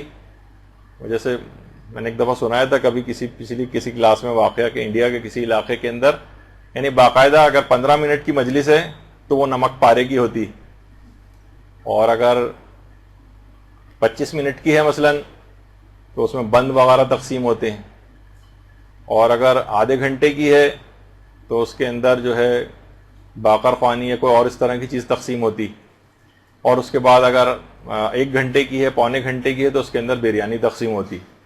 تو ایک دفعہ 15 منٹ کی مجلس تھی تو مولانا پڑھتے پڑھتے 15 منٹ سے 25 منٹ پہ نکل آئے تو حاضرین میں سے کسی نے کہا نمک پارے کی ہے مولانا صاحب.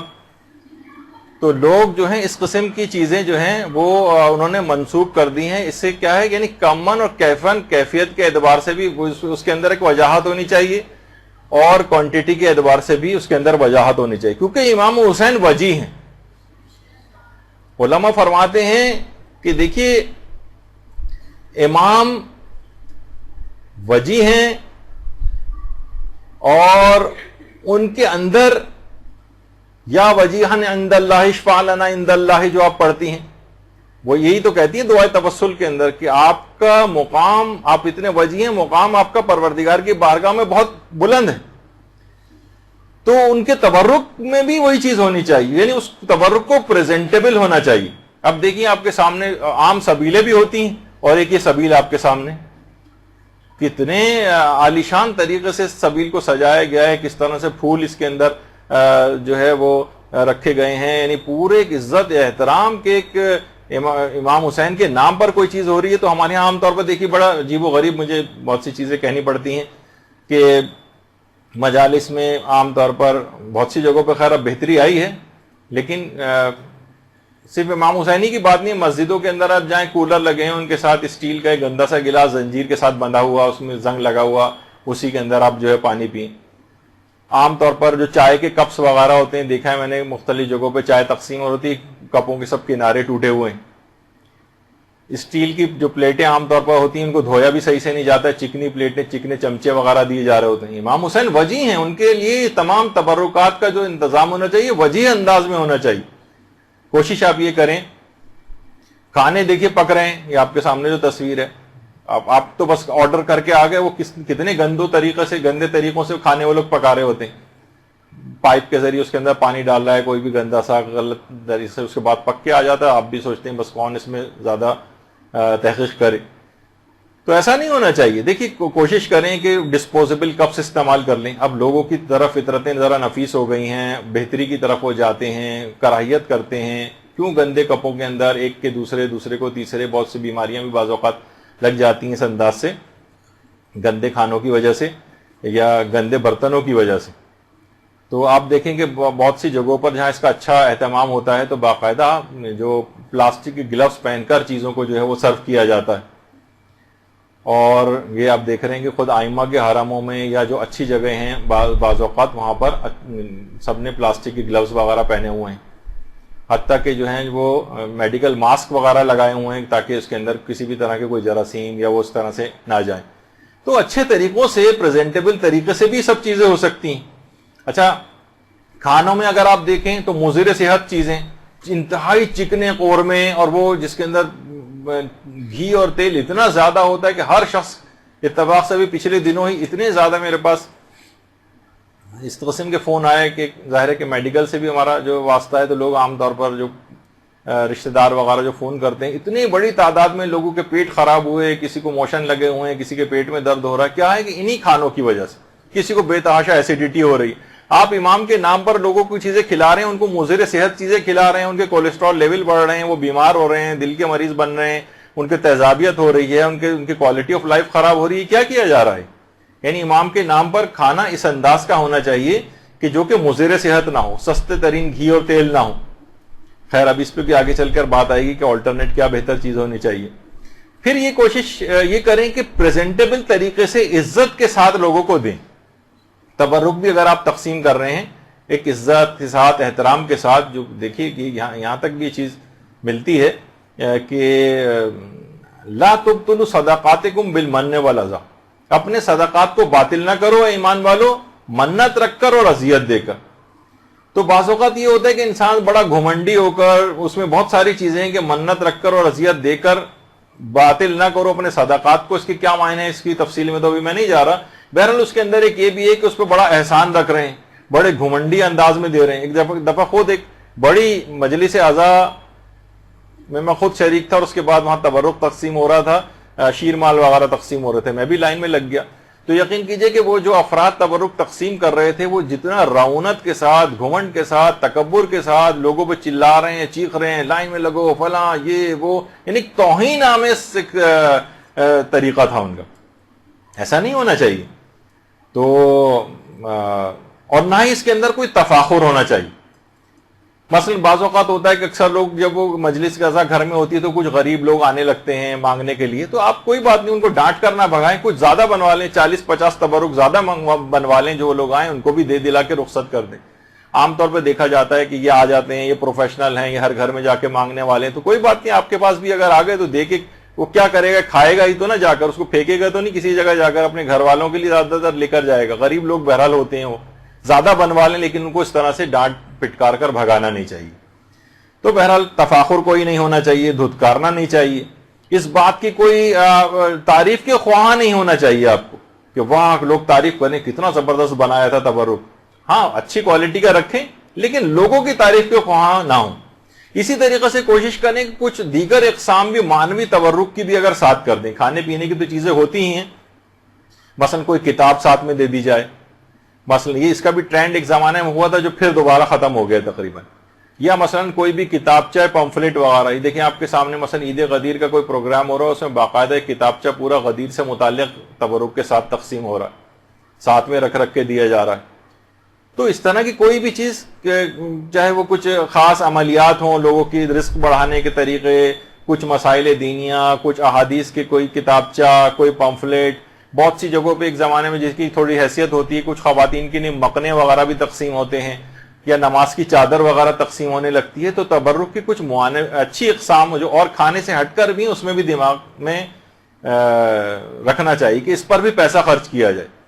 یہی وجہ کہ دیکھیے باقاعدہ جو ملتا ہے واقعات میں بھی کہ مہدی بحرالعلوم کے ایک شاگرد تھے شیخ حسین تبریزی. انہوں نے وادی السلام جو نجف اشرف کا قبرستان ہے، باقاعدہ وہاں چشم برزخی سے دیکھا کہ وادی السلام میں مدفون مومنین اور ملائکہ ایک نیک مومن کی روح کے استقبال کی تیاریاں کر رہے ہیں، اور اس کے لیے انواع اقسام کے جنتی کھانوں کا بھی اہتمام کیا گیا ہے۔ روضۃ الشہداء کتاب کے اندر باقاعدہ واقعہ شیخ حسین تبریزی فرماتے ہیں کہ پوچھنے پر یہ معلوم ہو کہ اس شخص کو یہ مقام 3 خصوصیات کی بنا پر حاصل ہوا۔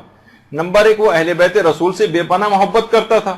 نمبر 2، ہمیشہ رزق حلال کھاتا تھا۔ اور نمبر 3، سال بھر کے اخراجات کے بعد جو کچھ بچ جاتا تھا وہ سب عزاداری امام حسین کی راہ میں خرچ کر دیتا تھا۔ اللہم صل علی محمد و علی محمد۔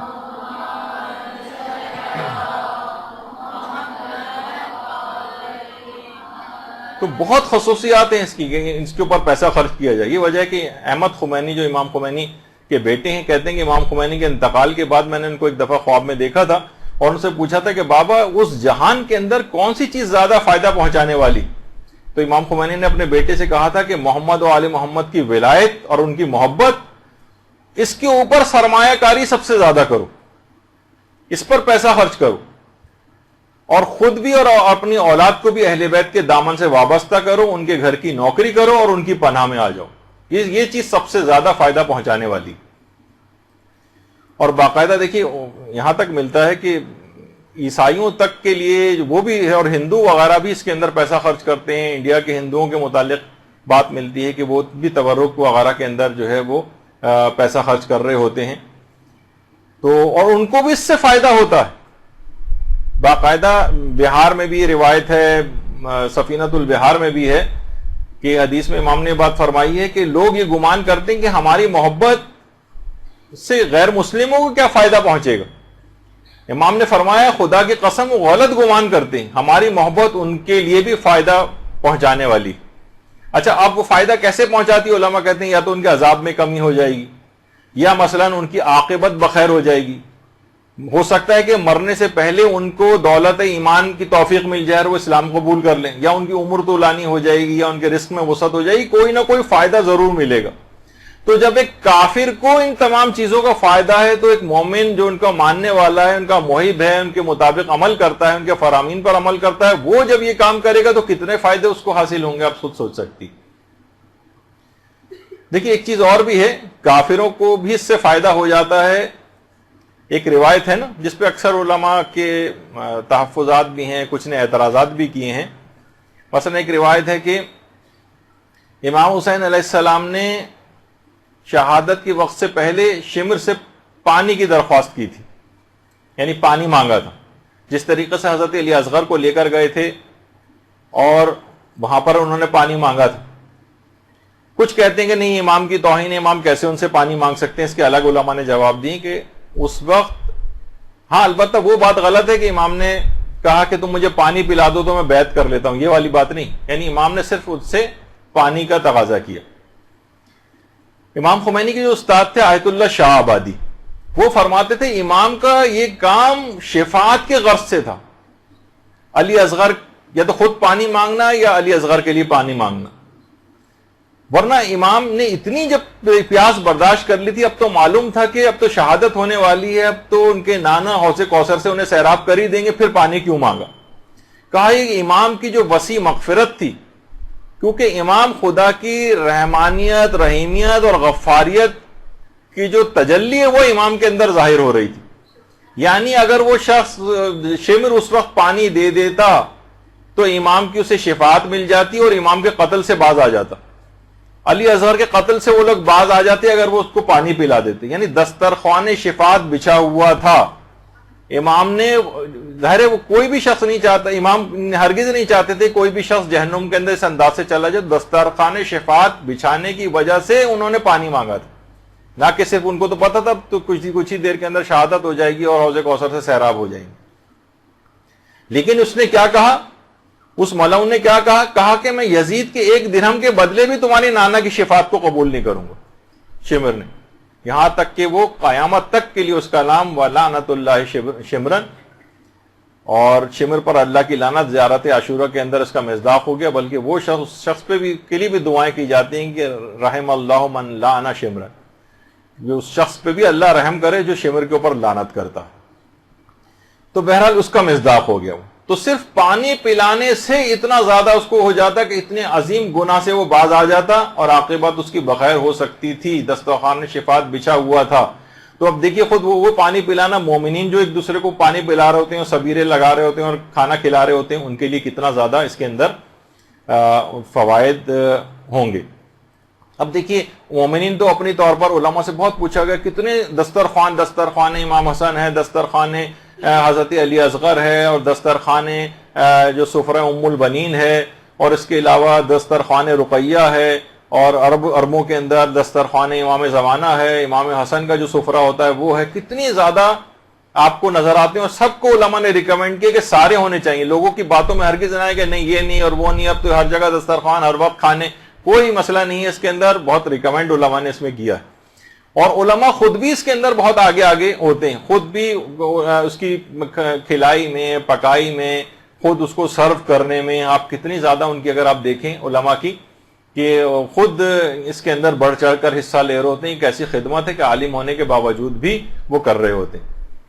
یہ آیت اللہ باقر الحکیم شہید ہیں، یہ خود لوگوں کو کھانا کھلایا کرتے تھے، اس طرح سے نکال کے دیتے تھے۔ یہ آیت اللہ تقی مدرسی ہیں، خود مرجع تقلید ہیں، مرجع ہونے کے باوجود لوگوں کو چائے پلا رہے ہیں اور لوگوں میں جو ہے کھانا کھلا رہے ہیں، لوگوں میں کھانا تقسیم کر رہے ہیں، کیونکہ اس کی بہت اہمیت ہے، دنیاوی و اخروی بے پناہ فائدے ہیں۔ لوگ کہتے ہیں کہ بھائی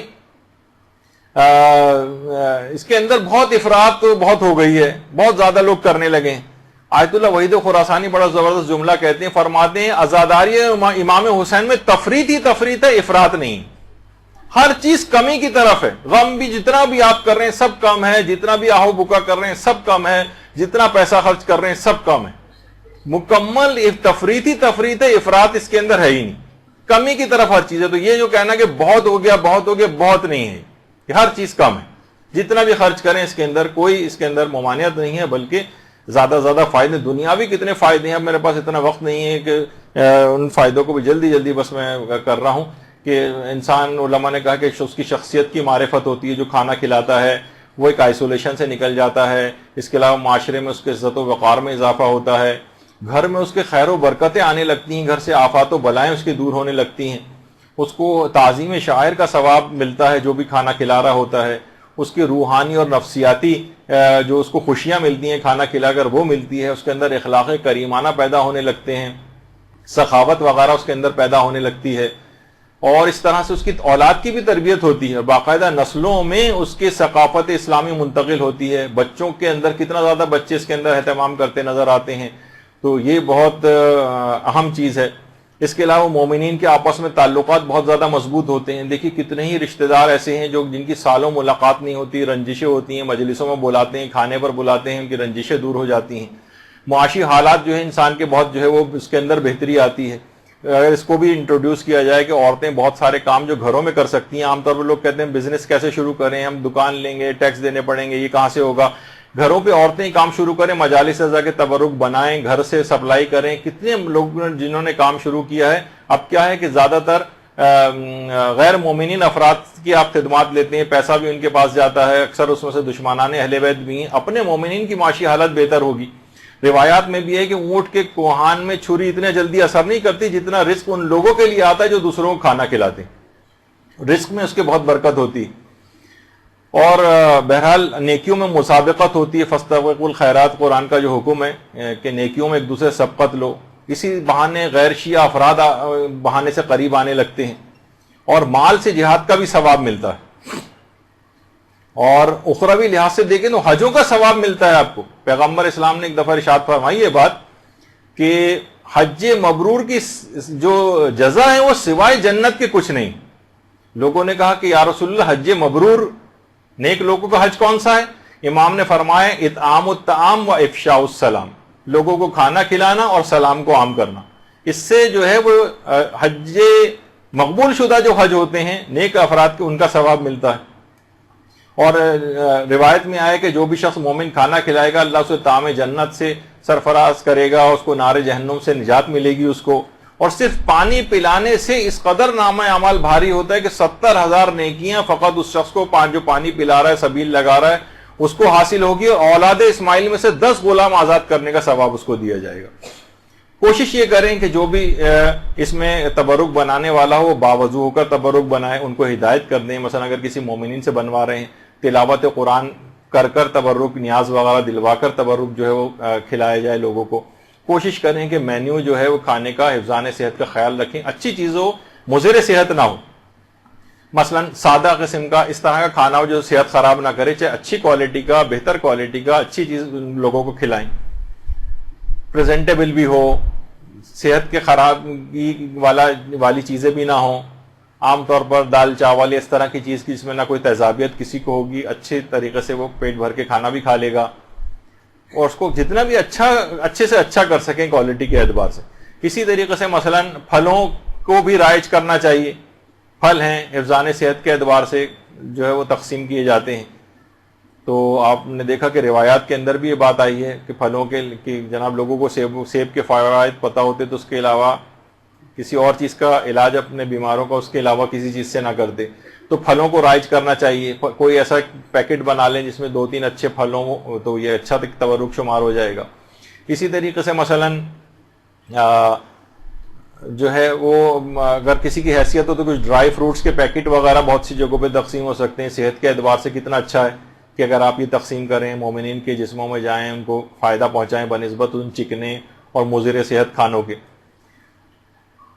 تو کوشش کریں کہ پیٹ بھر کر لوگوں کو کھانا کھلائیں. اور اس کے اندر ایک اور خصوصیت یہ بھی ہے کہ دیکھیے اس میں امیر اور غریب بھی ایسے ہی پارٹیسپیٹ کرتا ہے اس کے اندر، اپنے پیٹ کو کاٹتا ہے. چاہے اس کو صرف 40 پہ لوگ دیکھتے ہیں انتہائی غریب لوگ ہیں لیکن پھر بھی وہ وہاں جا کر خدمت کر رہے ہوتے ہیں.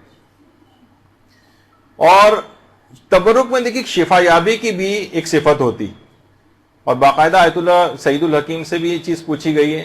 تو مریضوں کے لیے باقاعدہ اسپتال کے مریض ہوتے ہیں ان کے لیے لوگ باقاعدہ تبرک لے جا کر تاکہ وہ شفا یاب ہو جائیں.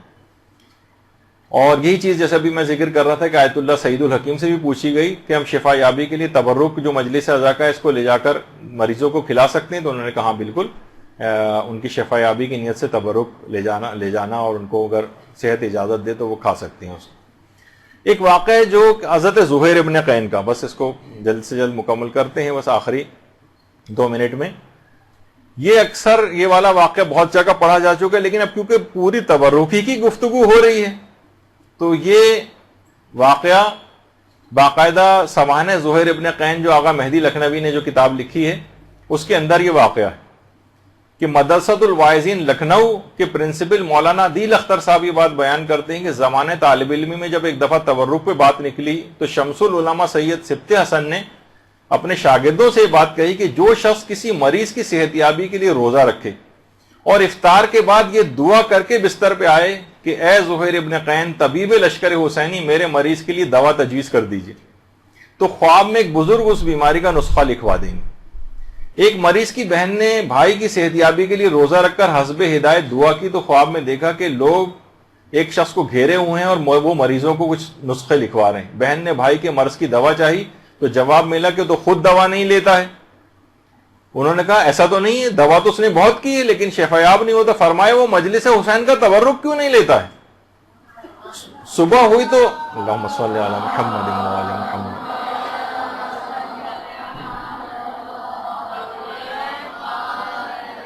صبح ہوئی تو خاتون نے واقعہ بھائی کو بیان کیا. بھائی نے تسلیم کیا کہ بے شک بعض اوقات میں رش کی وجہ سے مجلس سے نکلتے وقت تبرک نہیں لیتا تھا مگر اب ایسا نہیں ہوگا. اس کے بعد جو بھی پہلی مجلس اس میں شریک ہو کر اسی مجمع سے زحمت اٹھا کر اسے تبرک حاصل کیا، اسے تناول کیا تو اس کا مرض بالکل جاتا رہا. اللہم صلی علی محمد و علی محمد.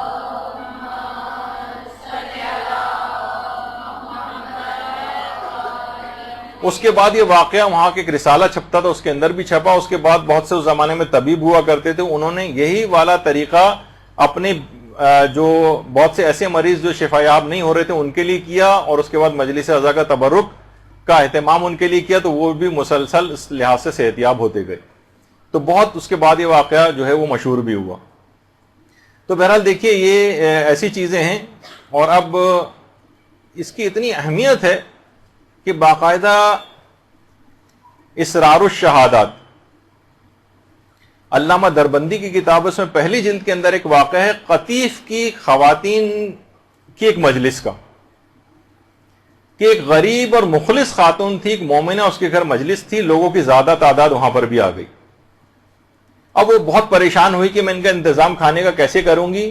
تو اس قطیف کی اس مجلس میں عورتوں نے باقاعدہ مشاہدہ کیا کہ اچانک سے کچھ نورانی اور ملکوتی خواتین اس محفل کے اندر آ گئیں.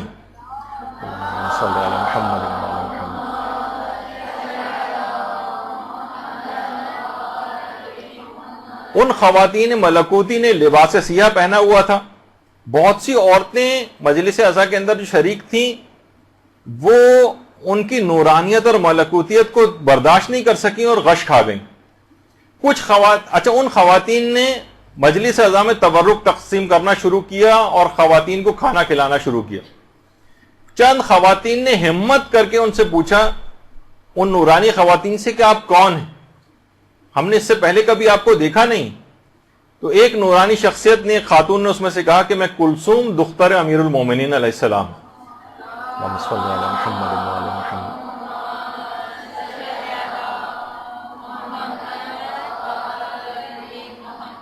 اور وہ جو تمہارے سامنے دوسری خاتون ہے وہ زینب بنت علی سلام اللہ علیہ ہیں. اور وہ جو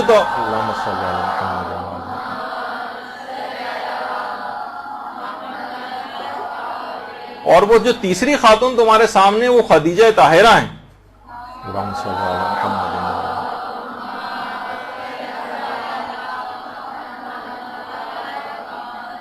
اور وہ چوتھی خاتون جن کا نور زمین و آسمان سے ساطع ہو رہا ہے، اور یہ وہی ہیں جن کے نور سے چاند اور سورج اور ستارے روشن ہوتے ہیں. یہ سید الشہداء کی مظلوم والدہ فاطمہ الزہرا سلام اللہ علیہ ہیں.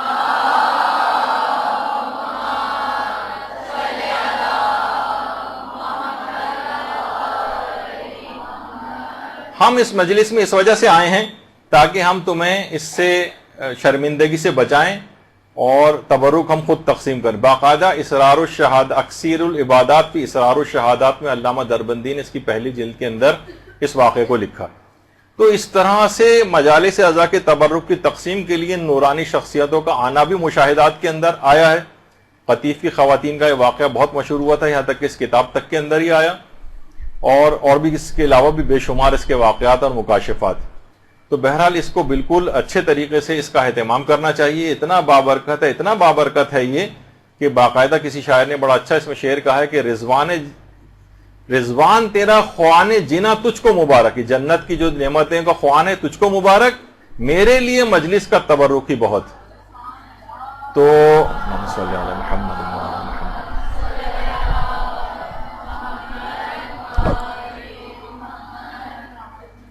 تو یہاں پر ہم اپنی گفتگو اختتام کرتے ہیں. اس میں جتنے بھی فقہی احکام تھے، جتنے اخلاقی باتیں تھیں، جتنی صحت کے اعتبار سے چیزیں تھیں، جتنے اعتراضات اس سلسلے میں تھے، آپ نے مشاہدہ کیے کہ تاکہ آپ کے سامنے سب دلائل آ جائیں. اور کبھی کوئی اس سلسلے میں کسی بھی قسم کی کمی کا کوئی نعرہ لگائے، اس کا کوئی متبادل آپ کے سامنے پیش کرے، تو آپ تمام دلائل کے ساتھ اس کو جواب دیں کہ علماء اور مراجع اور مجتہدین نے اسی کی تاکید کی ہے. اس میں جتنی زیادہ اس کے اندر کوششیں کی جائیں، کتنا زیادہ اس کا اہتمام کیا جائے، اس کے اندر کوئی اسراف نہیں ہے. اور اگر کچھ بچ جائے تو لوگوں کے اندر تقسیم کرنے کا اہتمام کرنا چاہیے. تو گفتگو یہاں پر اختتام پذیر ہوتی ہے. انشاءاللہ ایک کلاس مسائل عزاداری کے سلسلے میں فقہی مسائل کے حوالے سے ایک آگے اور بھی ہوگی اگلے ہفتے. اور انشاءاللہ مزید کچھ نئے جو احکام ہیں عزاداری کے، کچھ فقہی جو اس سے پہلے ہم نے بیان نہیں کی، وہ انشاءاللہ اس کے اندر بیان ہوں گے. وصلی اللہ علی محمد وآلہ الطیبین الطاہرین. برحمتك يا أرحم الراحمين وصلى الله على محمد وآله الطاهرين.